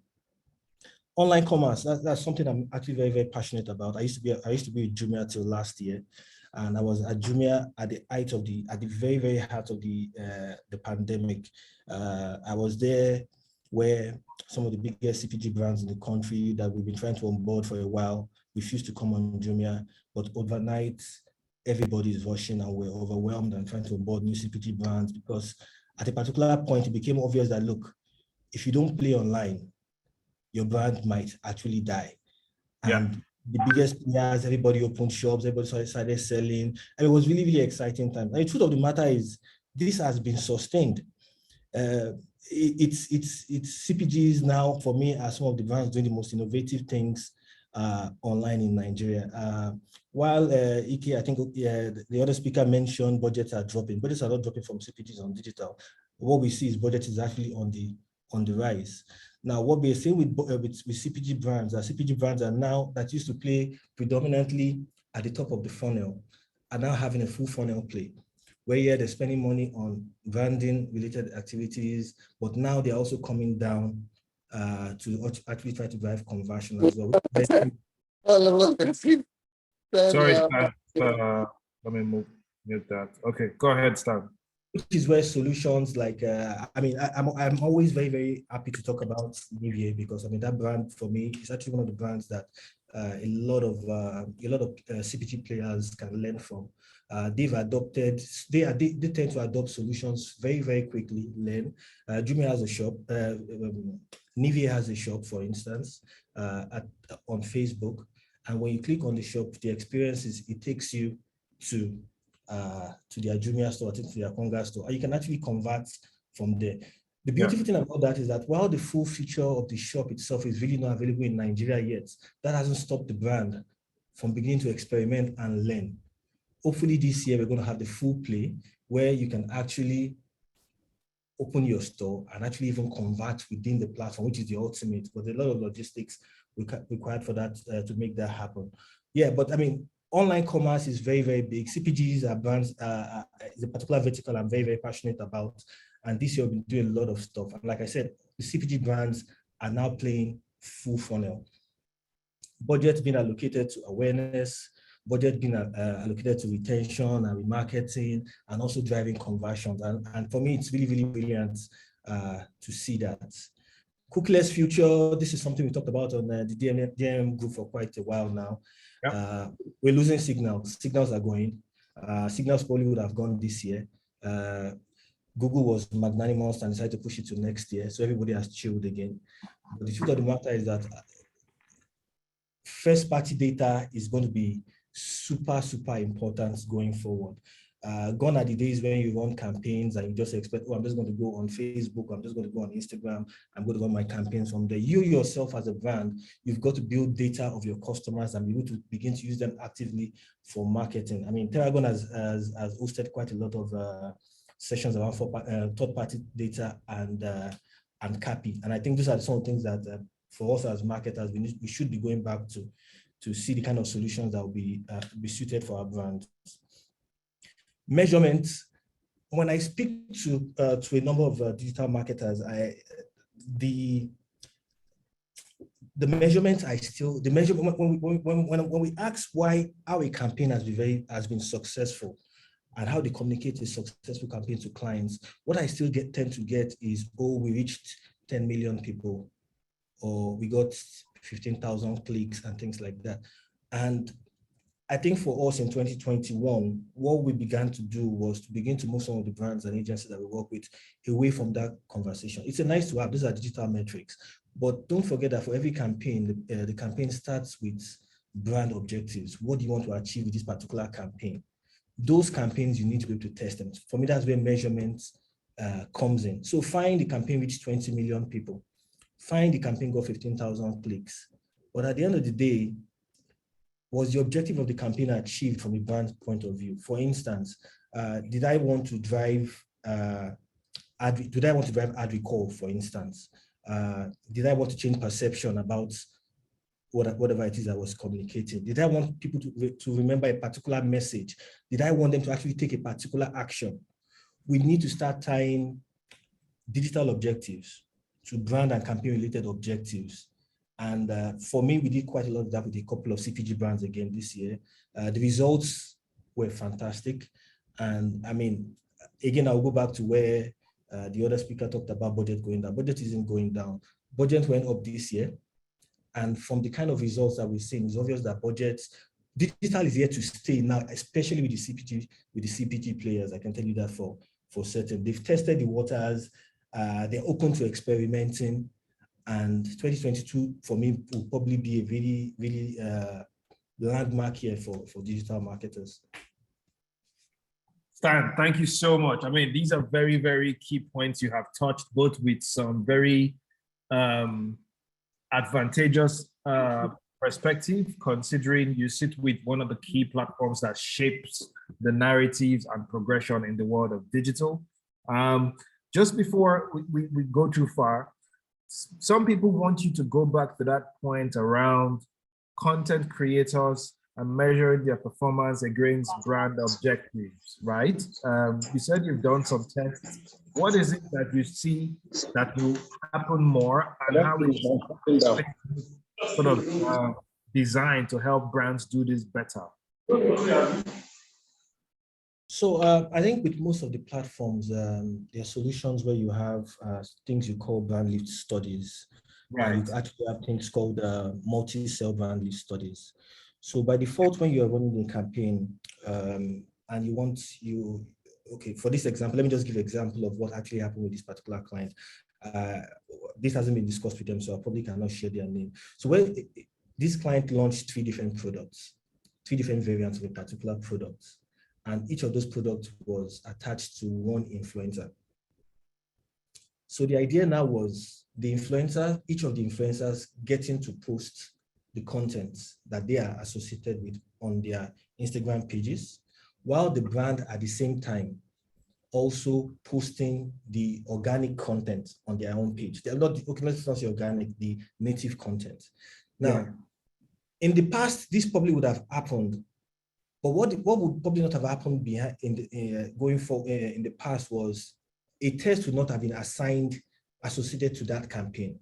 So what we did was we worked with the agency and the brand, set up a test that actually measures the performance of all those campaigns across each of the influencer channels. So the brand and all the 3 influencers. So 4 different tests were running. Now, all these 4 tests, people that saw this test got to answer questions after the campaigns and stuff. And you could now see at the end which ones had the strongest, let's say, for instance, brand recall. Okay. Because at the end of the day, what you do is you have what you call polling questions. You ask each of these, everybody that has seen those tests, a couple of questions. And based on how those recipients respond to those questions, you know which of these influencer was strong in a particular funnel. It could have been top of the funnel related question, could have been a conversion related question. So for instance, after seeing this ad, how likely are you to buy these products going forward? So if all the influencers if all the respondents from A said not likely, and B said maybe, meanwhile C said, damn, we're going all in for this. Yeah. So the idea is when you run those campaigns, we do a lot of those campaigns already, but the idea is to try to put tests behind them so that we go beyond, influencer A delivered 11,000 clicks. That's fine. They are digital KPIs, but don't forget that clicks at the end of the day might not actually be what you actually want to test as a measure of success. So do run your normal digital campaigns, get your metrics, but try to be more measurement driven, because as digital marketers, we're actually in a place where data from our channels, from our campaigns can actually influence offline conversations. That's one thing that we always forget. If I was going to pay an offline guy to run a research for me, you know how long it's going to take, you know how much it's going to cost. You can run a campaign, you can start your campaign right away. You can start your campaign right away, you can associate tests right away. And in as little as 2-3 weeks, you have campaign results pouring in real time. So that's something I always want us not to forget. As digital marketers, we can actually shape how the brand will even communicate offline, not just online. Perfect. Perfect. Thank you so much, Stan. I'm just going to summarize a lot of the points you have made here. I'm a very big fan of the metaverse. I think it has been part of us. The barrier we've always had was hardware access, right? Because the metaverse is a world that moves faster than the mobile phone can process. So the availability for hardware to create that augmented blend is something that is increasingly becoming available. So if Facebook has gone ahead to partner with an everyday brand like Ray-Bans, I can only imagine what's going to happen with other brands jumping on it. I mean, only yesterday, a couple of days ago, I was looking out for Christmas gifts, smart watches, and I was shocked to see the number of designer brands that actually have smart watches that you would never imagine. So it's probably going to happen in the glasses space as well. And suddenly everybody's going to be buying retail glasses that are very smart. And when we bring that into the world of content, you would start to see the relevance of video and why people like Adam Mosseri came out and said, you know what, Instagram is doubling down on video, especially video for mobile, video optimized for device, because they are also looking at the new devices that will come into the space and they need to optimize for that as well. So that's definitely something that brands cannot ignore. I totally agree on that one. There was something, I don't know if anybody shares this same sentiment. If Instagram is doubling down on commerce, right? For example, and making shopping easy and all that stuff, Search on Instagram still sucks. What's going to happen there? Do you have any insights? Keyword-based search. No comments. Okay, I'll let that one pass. But yeah, that's been a major frustration. I'm looking for furniture and I cannot find keywords, or people posting cannot optimize on a keyword basis. That's something we should look forward to. Totally agree that brands indeed will double, especially the brands we didn't expect. The CPG brands are going to double down on their e-commerce efforts to drive sales, D2C. There is a brand that I'm going to surprise a lot of you on, Godrej. The way they are doubling down on D2C is scary. The Darling hair, Darling cream products. I took a tour of the factory not too long ago, and what I saw was very shocking. Amazon style setup where it's going straight from factory to your door. So CPG guys are not playing, and that's something we should definitely watch out for. Absolutely, very, very good. Very, very good that you mentioned Godrej as well. For me, Godrej is actually one of the brands that was actually super innovative this year from a CPG point of view. And going by the things that they did in H2 of 2021, this brand was just testing and learning in H2 2021. So you can expect that in 2022, this brand is it's really good. I mean, I've had sessions with them, with their team this year, and it's obvious that they want to get everything right. So, I mean, 2022 for me, super excited. CPG brands have woken up, and I can't wait to see what 2022 will unveil. Totally.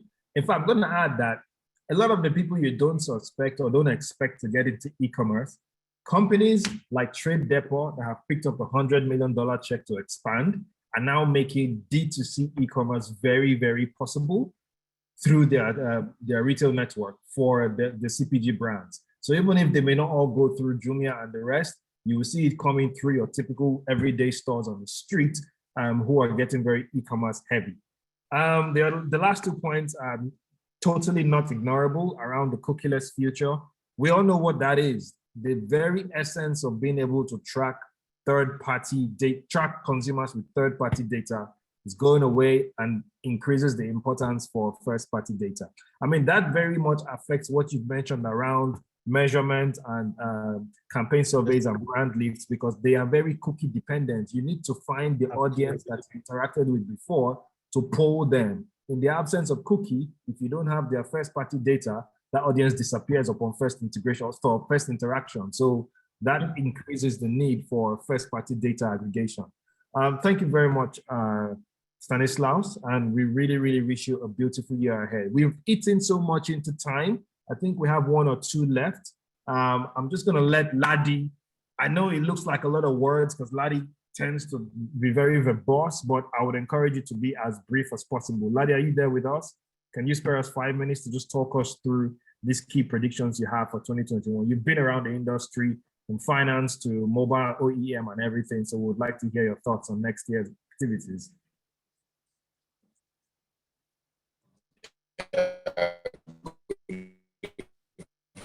Ladi, don't use Glow for this call.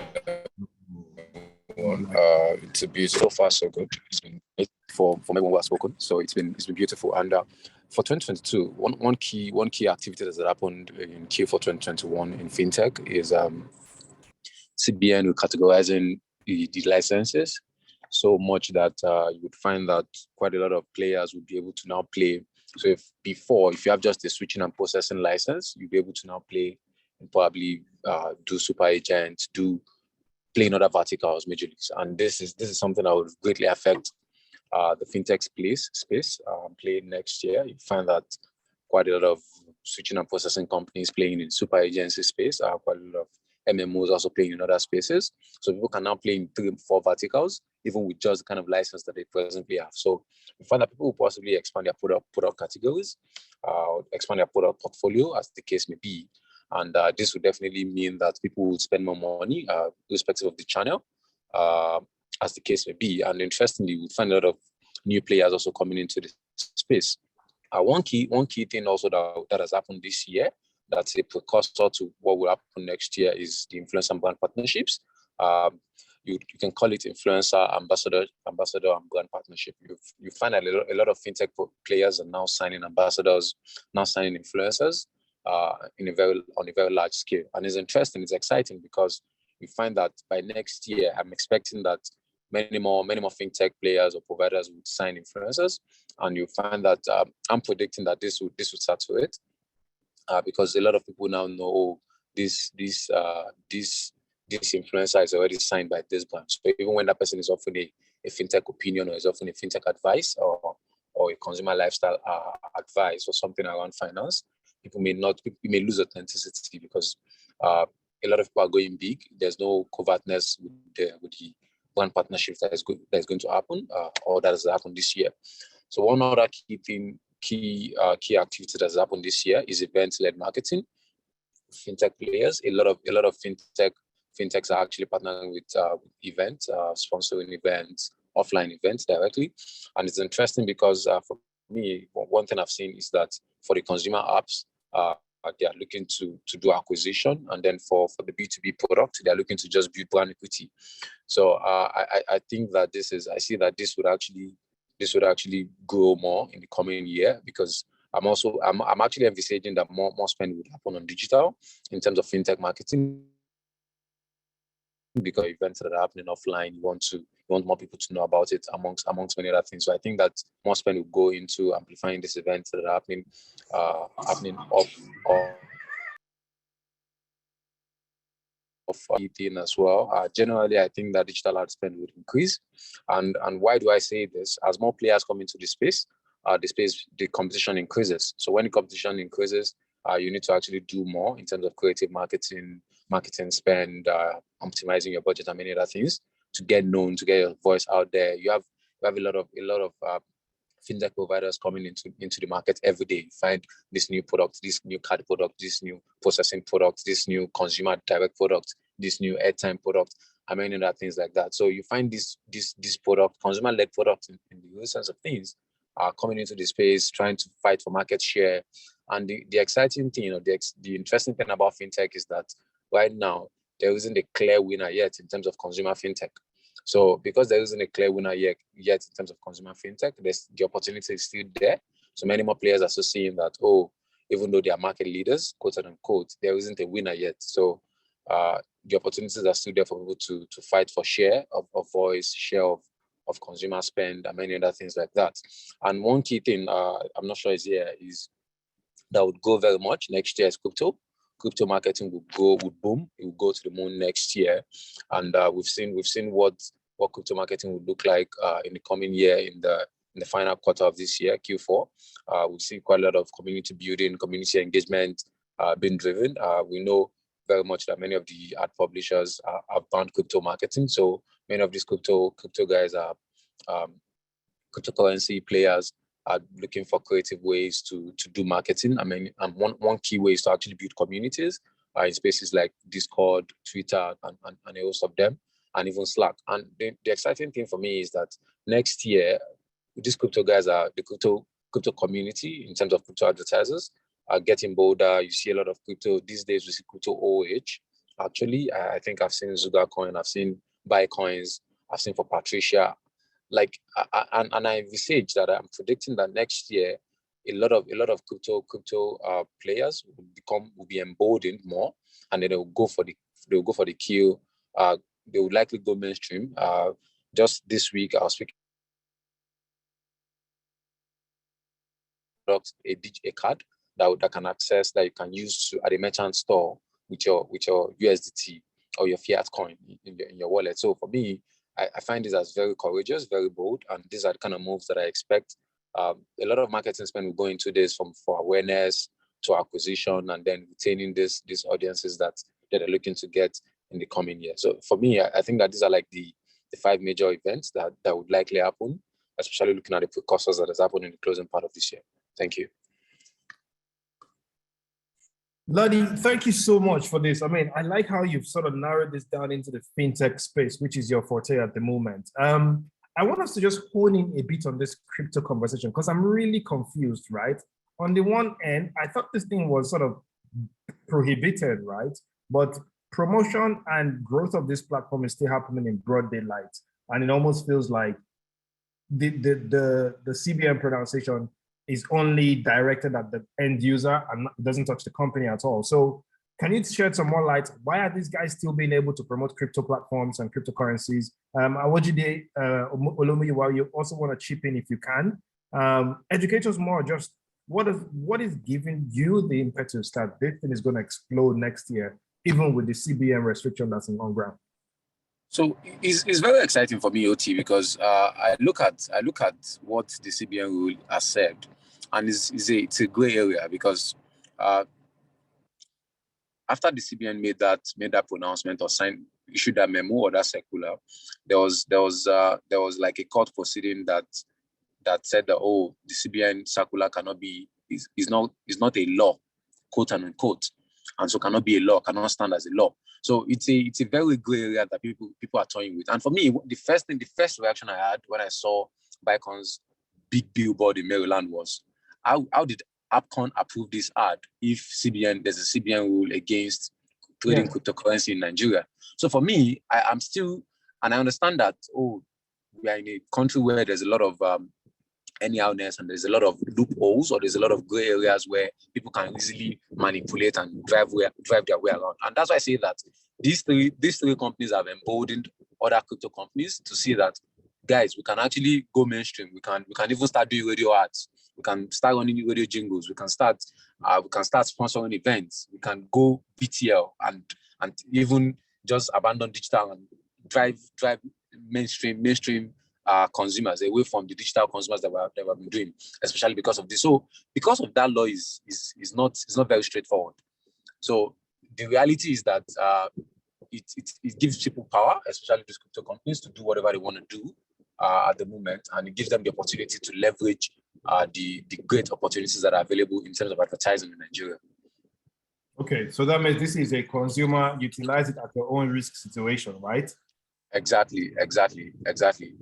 Got it. And really, we also need to understand. I think, like someone posted on the comment section, the CBN's play. I was at stakeholders meeting with the CBN representatives and whatnot. And one of the things that I figured based on the conversations I had with them was that while they want to protect the banking infrastructure or the banking institution that we have in Nigeria, we have very strong banking institutions. So forget the CBN and all of these things. The banks are very much involved in the ban against crypto and whatnot, because it's the bank guys that are looking at these guys are taking deposits away from us, and then especially with the Gen Zs, with the millennials who are supposed to be storing money with us, they're not storing money with us, they're storing money in cryptocurrency. And that's why the CBN now introduced e-Naira. And it's something that I predict that CBN will also invest heavily, because for the CBN to call a think tank, a small think tank, and say, guys, what can we do with e-Naira? How can we drive adoption with e-Naira? And everybody's offering, stakeholders in the industry are offering opinions. Okay, go this direction, go this route.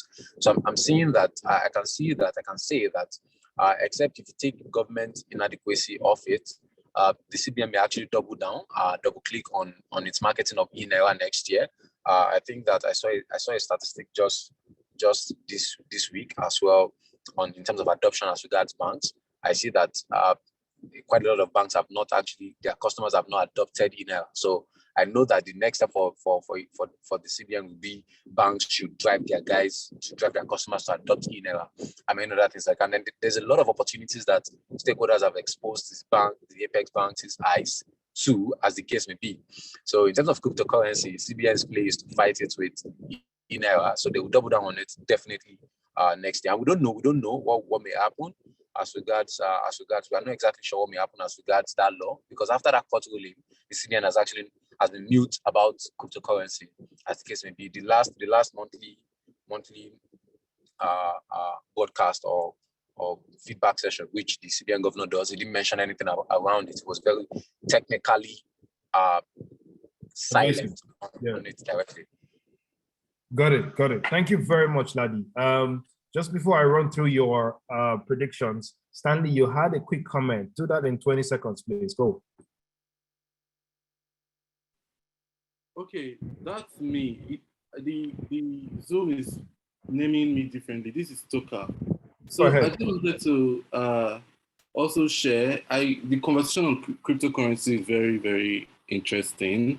So I stumbled on a recent research from Kantar, and Nigeria actually has the highest adoption rate for cryptocurrency in Africa, and it's being driven by wealth generation, right? So if you look at the population, over 50% living below the poverty line.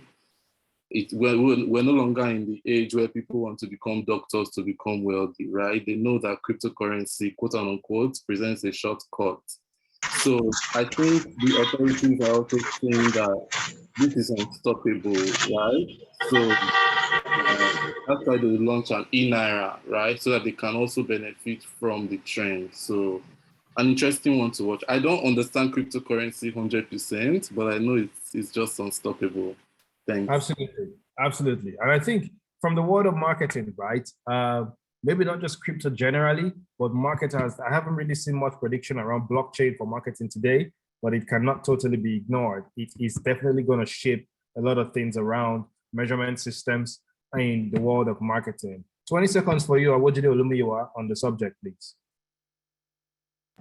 All right, thank you very much. Good evening, everybody. And this conversation has been very exciting. For me, because both parties that have talked about crypto are very much on point in terms of their analysis.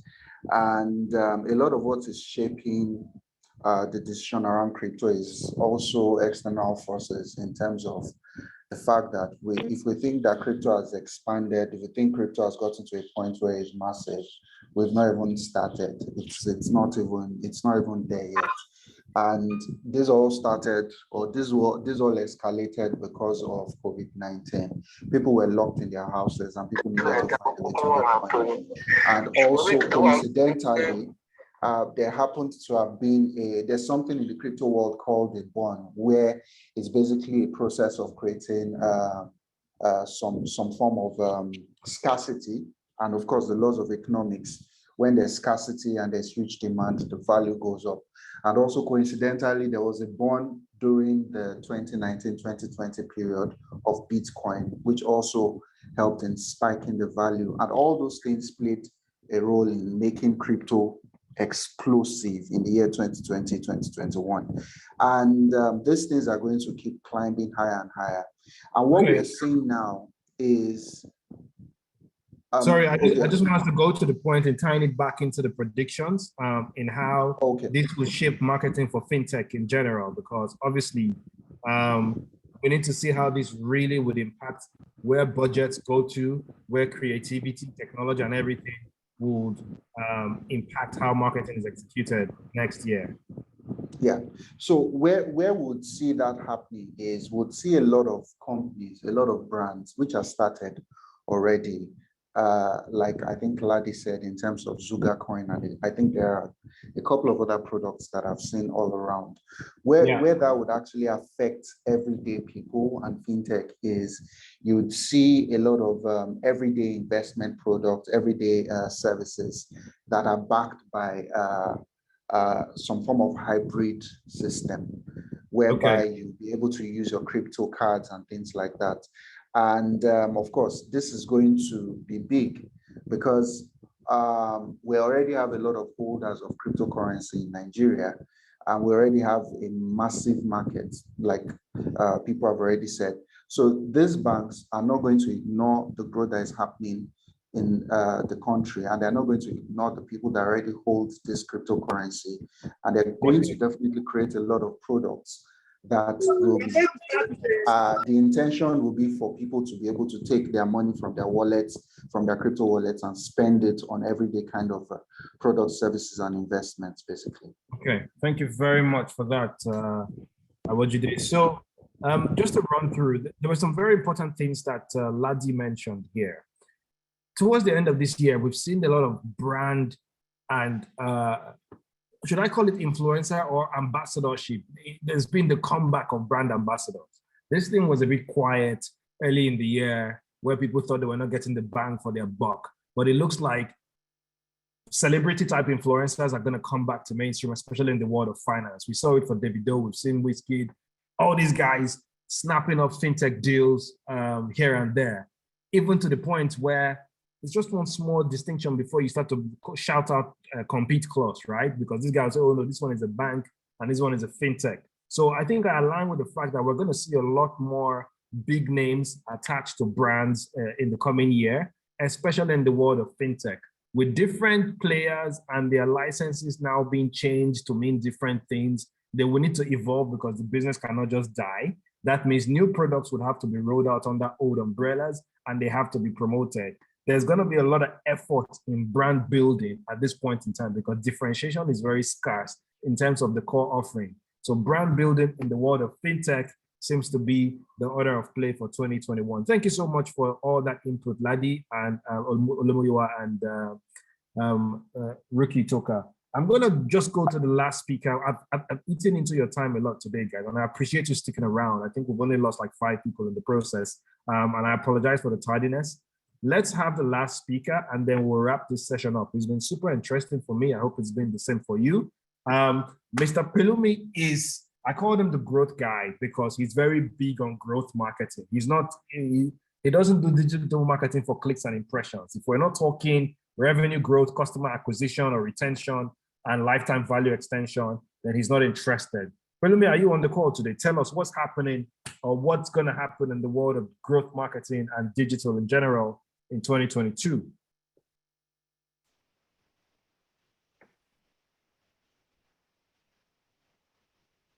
Gotta check if he's still here. He's here. We can't hear you. Do you want to give it a shot? Hear me now? Yes, we can hear you. Go for it, please. You look nice, by the way. This is your great. picture. Sorry. Candy. Let me see whether people are raising their hands up since you came on. No, all the girls are still born. Let's go. Thanks. Hi, Oti. How are you doing? The guys who've gone before me, I think they've said quite a lot. I think with respect to growth, one thing which we're definitely going to see is that it's going to become more mainstream because towards the end of the year, I started seeing more people try to identify as growth marketers. And, you know, it's something, it's great to see. Of course, what will happen is that in the beginning, we'll have people who can't quite deliver on that because it's slightly different from digital marketing, as it were, because it's heavily skilled towards experimentation and data analysis, which is a skill set that a lot of us still need to like brush up on. And as more companies try to focus on that, the need for that talent is definitely going to increase. Already outside the country, the need for more marketing professionals has really increased, and we're seeing the effect. I think for Africa, it's still trying to like take effect, but not quite there. Yep. So as more companies begin to focus more on that, we'll see it become more mainstream. We'll see more people also try to join that sub sector, so to speak. With Facebook and Instagram doubling down on before video. You go to the next point, let me add to that prediction. We're going to start seeing new job titles: growth graphic designer, growth copywriter, growth. That's my prediction. If you're not adding that to your LinkedIn right now, you're dulling. Trust me. Go ahead, please. Yeah, I totally agree with you. So guys, it might seem funny, but think about it. The kind of copy that you would write to generate awareness is different from the kind of copy that you're going to write to if you want people to like take an action as soon as possible, and it's something that we'll definitely need more of.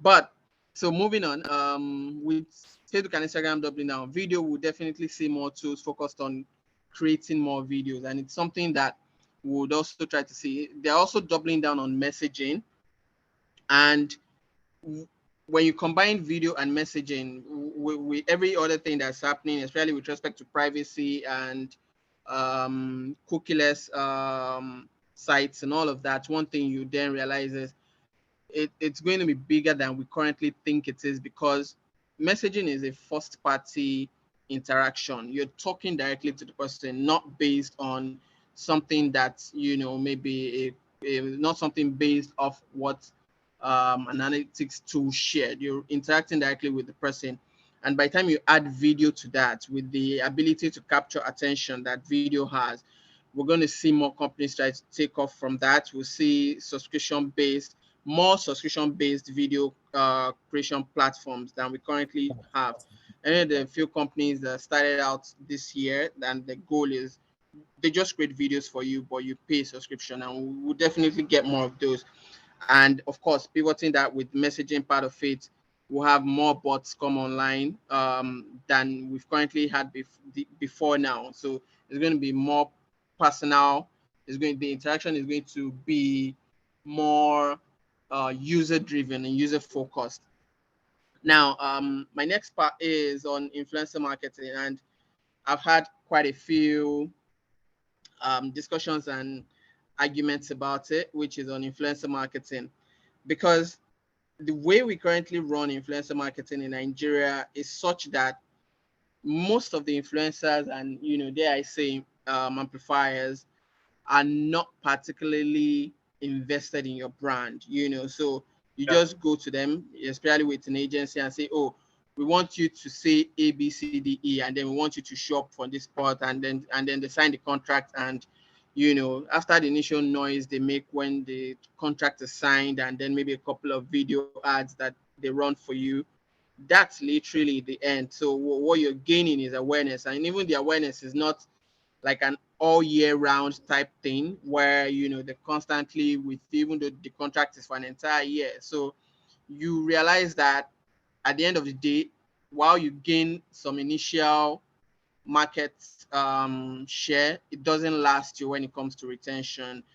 And it's something that should change, because the truth is, as companies right now become more conversion focused, you don't just want to give money to someone to say, oh, Admarp is the best. You want them to actually believe that Admarp is the best, and that's the best way that they can sell it. And of course, one of the best ways to make that happen is to tie their stuff to conversions. It's something that I've tried a couple of times. It doesn't always work out the way it's planned, but have like a base pay and say, oh, this is how much you're going to collect if you join us, right? And for every other person that joins us after this time, you get X amount. So they're getting paid all through the entire year, instead of just the initial lump sum that they collect at the beginning and then X amount if they shop for video recordings and stuff. So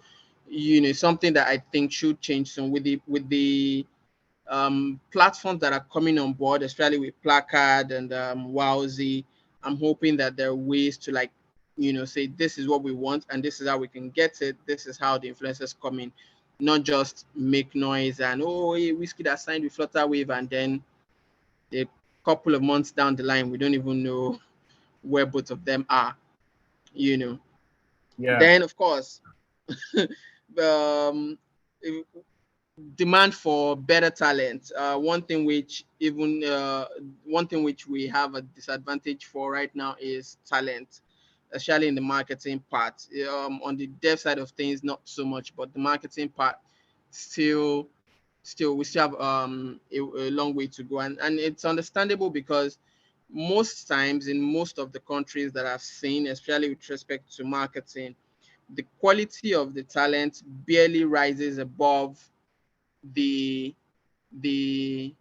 quality of the audience, and so let me break that down. So if we say, oh, for example, we need to make sure that the campaign we're doing is such that Yalagbaja in Moshi Market understands what we're doing, no matter how interesting or intelligent our campaign starts out as, it ends up as something so dumb that Yalagbaja in Moshi Market can understand. So over time, we end up not truly rising as, we end up truly not fulfilling our potential as marketing professionals. And it's something that, gives me serious concern, because the market is now global, right? My current company, my bosses are, I think I met my CEO just once when he came to Nigeria. My bosses are not even in Africa. And, it's something that when you get to that point where you're competing with people from India, from US, from UK,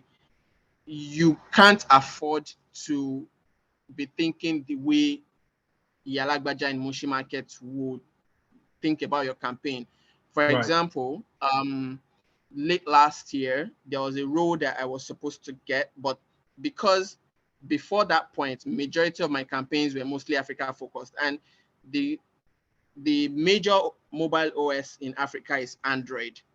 Yeah. But then the role was for US and UK, and the major mobile OS is iOS. So because I didn't have enough iOS experience, I lost out on that role. And it's something that will constantly happen if we don't upskill. So we're talking about data analysis, we're talking about experimentation, because experimentation is a skill on its own, you know, understanding how to run the experiments, how to put it together, how to get the results, and how to eventually leverage it for better results. So data analysis, experimentation, even something as mundane as crafting content, you know, things that we think we're already used to or know, like A/B testing, and then you see somebody else conduct the same A/B testing, and you wonder what you've been doing with your entire, you know, career.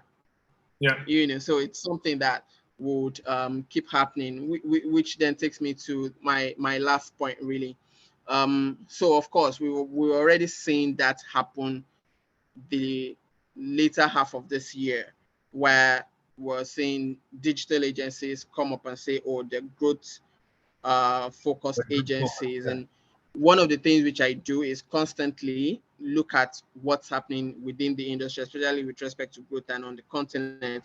And then at the end of the day, I'm realizing that, okay, fine, what you're doing is not different from what a Red Wolf would do, for example, or what Insight would do with a digital team. You know, what separates you from what you're doing. And it's something that I usually tell my team at Blake and Kemp, that if you want to do stuff like awareness or stuff, I know places I can recommend you to, because that's not what I'm trying to do. But, you know, we have, in quotes, growth focused agency who are trying to be the all and all. And I can understand, because it's what the market is dictating. So you meet a client and you say, oh, for example, we can help you get X amount of users, or with X% retention rate and all of that. And then they're saying, oh, we want to be everywhere. We want X people to see us. And I'm saying, people will still see you because they'll still see the ad. But what we're focusing on is ensuring that this happens. And because of the landscape generally, you then realize that if what you're chasing from the beginning is to, in quotes, make money, right, from the agency, you end up running the same process like every other digital agency before you, if you don't insist on doing things certain ways. So for example, if I'm working with you, you're giving me admin access to certain things because I need it to be able to connect those platforms and get better data, you know. But if you come and say, oh, we can't do this, we can't do that, I'll just say, no problem. I know my buddy at Red Wolf, go and work with them. Kenny, sure you want, you know, that kind of thing. Who told you that Red Wolf don't want to do growth too? Better stop it. So that's the thing. It's a, because of the way and this is not me talking down, looking down on companies and professionals in the space, but I've been on both sides. I've been with regular digital agencies. I've been in companies where we've done digital, and then I've been in companies where we've really constantly focused on growth, and I've seen the difference, you know. So I can easily say that unless something changes tomorrow, 95% of the digital agencies that we have in the country right now cannot do growth. Okay, I think that's an open assertion. If we circle it back to the predictions, the idea is that I think what you're trying to say is they're not doing it now, but there is the increasing need to start to do it because it's becoming the demand from the client side, right? Exactly. Yeah, so they definitely need to upskill or restructure themselves from a business model, revenue model, pricing model perspective on being very optimized for growth-focused projects, which I think is the loudest point from everything you've said so far. Growth will be the major ask of digital agencies and consultancies in the new year, because people have tasted it, they see that it's possible, and that's what they want as far as digital is concerned, especially when we go back to Oke's point, where this is no longer the year where all we can do is digital. People are back outside. So there is the opportunity to do traditional. So digital now needs to even prove itself more than it has ever done in the past. Well, let me thank you so much for your contributions to this session today. I think these are very clear-cut predictions as far as growth is concerned. Influencer marketing, as everyone has said, will definitely become more conversion-oriented. It needs to be more measurable, and video will stay. So it's probably going to become a dime a dozen, because more and more people are going to learn the skill to produce video content and make themselves available for brands to use. I mean, one of my favorite guys, Brain Jota, is already getting a clone of himself somewhere. I saw another guy who was pretty much trying to replicate that guy. No shame, but he's going to get his following and people would move money towards him. So it is where it is. And we've eaten a lot into the time today. I want to sort of wrap this up. Bukai, I saw you there. I'll see if we have time to come back to you, but I want to wrap this up with a very, very controversial question, right? And I hope I'm not going to lose everybody's love with this question. We've been talking performance. We've been talking data-driven this, data-driven that, analysis, personalization, and they need to show better ROI to businesses as digital marketers. I've been in sales. I did sales for about 3 years, right? Or 2 years plus. I've been doing business development all my life. Now, one thing is common. When I negotiate my salary or my pay as a business developer, it's a hybrid. Give me my basic and define my commission system very clearly, because I am directly impacting revenues. If digital marketing is going to be all about performance now, or predominantly about performance, is it only wise, both from a practitioner perspective and from a business perspective, that digital marketers should have the same type of payment structures where there is a basic and there is a result-oriented or performance-oriented pay attached to that, because your KPIs are clear? What are your thoughts on that? Should digital marketers be moving there? For me, this is almost like a prediction. If everybody is going to be asking for performance from digital marketers, then they're going to tie you to P4Ps and other type of payment structures against your standard, beautiful, basic salaries and bonuses that we're currently enjoying, which is why a lot of people are probably still lazy today and just doing basic stuff. Food for discussion. You can raise your hand up if you want to talk. You can drop it in the comment section. But let me shake this table a little bit before I let you guys go today. What are you saying?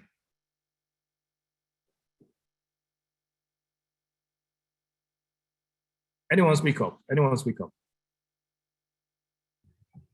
Oh, okay. So I absolutely think so. Because here's the thing. Okay, so I absolutely think so. I think it's very simple. If you are so sure of your skill and you're absolutely sure that you can deliver, put your mouth where the money is, or put your money where the mouth is. So, have a basic pay, say, okay, fine. If I smash this KPI, then I get increased to this point, and then afterwards I get to this point. Because like you said, the current structure encourages, I don't want to use the word laziness, but it encourages complacency, so you're drawing, we can't be fighting for better pay and not be willing to make the necessary sacrifices to make it happen. So if you want to make more money, you can't sit down and just be posting on social and tell me that you're doing work. It's intern level stuff. Okay, cool. I got your point. Nelson, I want to hear your thoughts on that. So I think it's a good idea, to be sincere with you. You ready for that, Nelson? Yeah. Because I've worked with a company that has that system in place. But the challenge with it is that some companies are not just being sincere with the policy of the terms and conditions that is attached to you bringing in probably jobs, or probably bringing in versions rather. So I think that's actually the big issue, or probably the loophole that is on ground, especially in the Nigerian system. But I think it's something that is visible probably in the US or probably in Europe, to be sincere with you, because I've seen some agents or some people that work based on based on their performance, to be sincere with you. Yeah, it's a good idea, but the Nigerian market, I don't think is something that is visible in Nigeria at the moment. That is just now. Okay. Sorry to cut in. I raise my hand. Sorry. Before you move to. Go on. Okay. Like you said, I think it should be it's on both sides, like Nelson has said, but then we as marketers should ask, right? Because it's easy for an HR or a business owner to say you just sit here and post and say you are doing engaging content and all. We really can't see. So if you are taking me on as a marketer, as it were, marketing is to get people's attention, drive them to certain channels where they can take action, right? So what happens when they get to those channels might really not be my ending as a marketer in like the general sense of it. But when you want to start attaching certain results like sales, revenue, or even profit and stuff like that, I as a marketer should be able to drive the conversation in that direction. So if you are saying, okay, for the year 2022, I'm expected to make X amount of money for the company off my marketing that I'm doing, I should be able to say, fine, so this is my basic or my annual. So what are you tying to these results that you're asking from me? Because at the end of the day, you only say what you have to do is a little bit of sales, a little bit of follow-up and analysis of what you are doing. So it takes an extra for you as a marketer to be able to achieve that. So it is something that requires sacrifice on both sides. Marketers should be open to it, know what they need to do to be able to get to that stage, and then the companies, the corporates too, should be able to add the commission part of it to the conversation. Interesting. I like that feedback, man. Richard, I think you're on the call. I don't know if it's Richard Salvador. Are you the one that wanted to speak? Yes. I'm here. Go for it, Richard. Go for it, please. All right. Just to add to what people have said, I think the issue too is I don't like when people say like in Nigeria, like, do we have less value in Nigeria? You know, the problem that we have too is also the confidence of marketers. You know, we need to start having those conversations with clients. So I'll give you an example. We have about 5 real estate brands, and there's one of them that is located in Dubai. So basically what they do is they connect African buyers with Dubai property, and the cheapest property they have is $1 million. So if all you're doing is just, they'll give you maybe 20 million naira, you run campaign, you get them leads, and they pay you 10% or 5% agency fee. You know, it doesn't, with the value of what you're giving them, you can ask for more. So what we've done, and the kind of conversations you can start having with them is, you know, when you're agreeing your KPIs and you're telling them, we're going to give you this impression. You know, nowadays, if you're telling anybody, to me, if you're telling anybody, you're going to give awareness, you're going to make people click, people are going to follow, it means nothing. You know, that's just basic.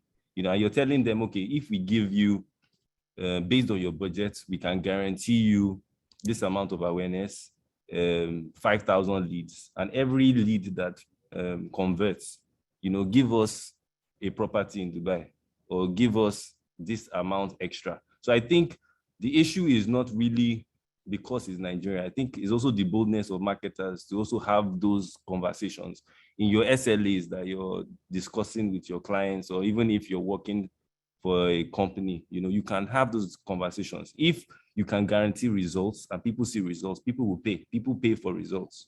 Yeah, that's just basically what I wanted to say. Thank you. That's a very strong point. And I think Debbie Akintole makes a very clear point here.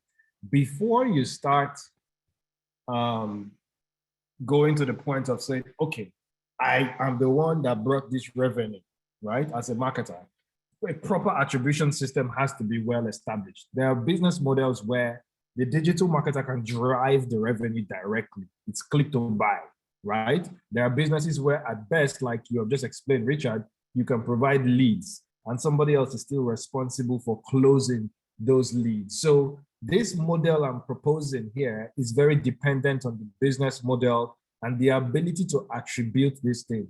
Now, there is a company model that is fast growing in the blockchain world. I've forgotten the name, whether they're called Dux companies or something like that. Basically, the principle is your salary is modeled into a blockchain system. Your KPIs are set. And as you hit your KPIs, the revenues are split accordingly to staff and their contributions.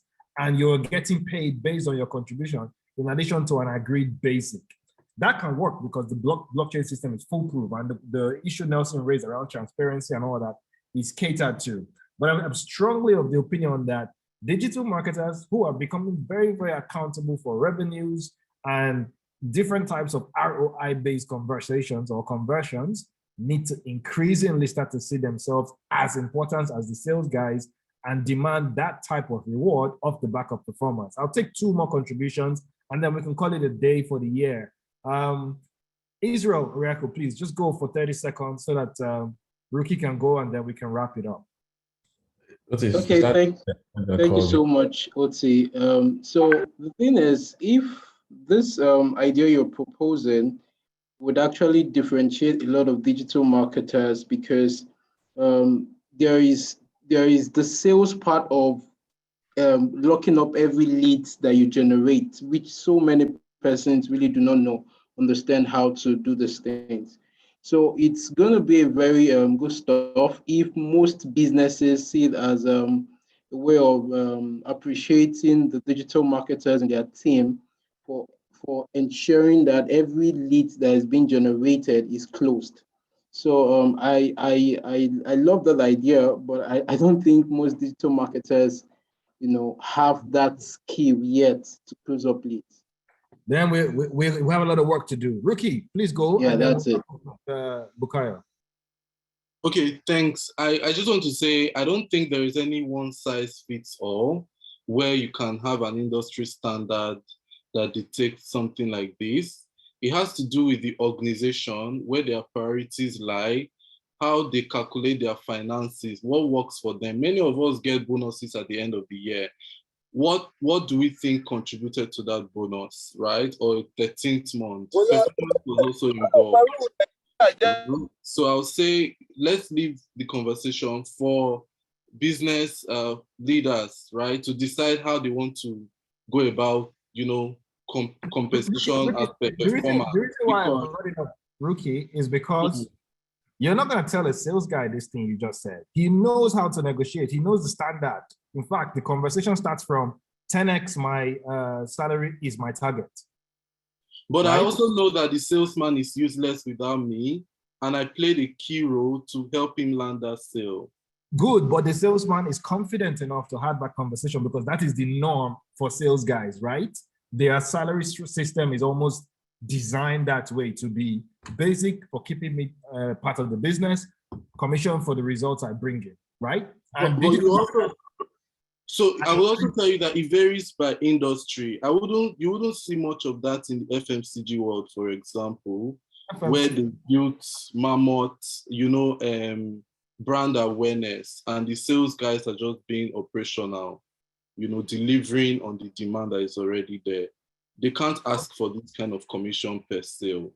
So I think it depends on the industry, on the company, what works for that company. For me as a marketing professional, of course, I demand my bonus and I ask for all these extra things in my salary. So I think I'm even safer because I might go for a month and still get well paid, but the second month I meet up on what I was supposed to meet up and I still get well paid. So I guess different colors. It does make sense. Okay, let's wrap up with Bukayo. I don't know if your point was on this particular one or something prior. Yeah, so I think I will just wrap up together so I could save time because I know we are fast spent on time. Sure. I think I'll start off with I've seen the company run a CPA model where the users actually pay for the delivery of service. I think it just basically depends on the marketing market vertical as well as the gap you're trying to fill at the moment. Yeah. Different metrics depending on what is necessary. And if you're going to run this type of business model either as a company or as a professional, you need to make sure that there's a proper attribution in place so you're not scammed and it's full transparency for both parties, because we see that with salespeople in terms of CRM, the deals closed, and all of that. So there's that transparency that has to be done. Right. As a whole. And I've definitely seen it work as well. As a company, would basically pay for number of acquired users. So it's businesses that are looking to scale, and it's more profitable and much more feasible in those kind of businesses for you to working as a marketing professional. The last thing I wanted to add was about, I think we talked a lot, but I think we also missed a lot of opportunities in terms of social commerce. I think it's springing up very, very fast. And the growth is actually very exponential. So I think it's something we need to look at into the next year for prediction. It's going to work because we've seen brands going to personalization, like Nivea spoke about trying to speak to brands through WhatsApp in terms of WhatsApp bot and a couple of things like that. So social commerce is going to work a lot more in that space. So merchants and users are going to want to interact much more better in that aspect. And we need to see how can we marketing professionals play in that space as a whole to make sure we're not being negated and leaving cards on the table. Totally. And I think that's a very, very good way to wrap it up because it was almost omitted. Social commerce, piggyback on that, conversational marketing, those two things would definitely play a big role in the coming year. If you see the type of investment that has gone into SMS companies in the US and Europe, it will tell you where we are headed as far as SMS is concerned. It's going to wake up, it's going to get more personalized, it's going to get more conversational. And with RCS coming into play, the standard SMS as you know it is about to change. On that note, I want to say a big thank you to all our contributors to the predictions. A big thank you to everybody who sent in their wins for the year from Admarp. A big thank you to everyone that has stayed with us for over 2.5 hours today on something that should have just been an hour. I'm sure I have a bad reputation of time by now. But I want to say it's been an amazing way to wrap up the year for us at Admarp Review. We hope that you would not just end up as a guest on today's session, but please go ahead to www.admarp.com to register as a member. The WhatsApp community is almost maxed out. We need to move to a bigger platform. We've been toying with Slack for a while. It's over 300 people on there, but not very active. 2022 is the year we want to really wake up on Slack so that we can hit 1,000 people and have great conversations in the respective channels on there. We've toyed with Telegram. It didn't quite pan out well. So we're going to stick with Slack because I believe every serious organization today is playing on Slack. So it's just going to be one of your channels, right? Or one of your environments or spaces. So please have a wonderful end of the year. Do something amazing before the year runs out. Otherwise, just rest because it's going to be a very, very busy year. We have a lot of work to do. So thank you guys and have a wonderful evening. Take care. Bye, everyone. Bye, Nelson. Thanks, guys. Happy New Year, Oti. Thanks, Oti. Thank you. Same to you. Happy New Year to you too. Happy New Year to everyone. Thanks, Debbie. Thanks, Efe. Oshorame, I like that name. Thank you very much. Emmanuel Amoyole, thank you. Thank you, Oti. Really wonderful session. Yeah. You too. Enjoy yourself as a word. Remo, thank you. Compliments of the season to everyone. Okay. I'm gonna drop off now. Pardon me, I'm not being rude. I just have to move on to something strong real quick. Thank you guys. Take care now.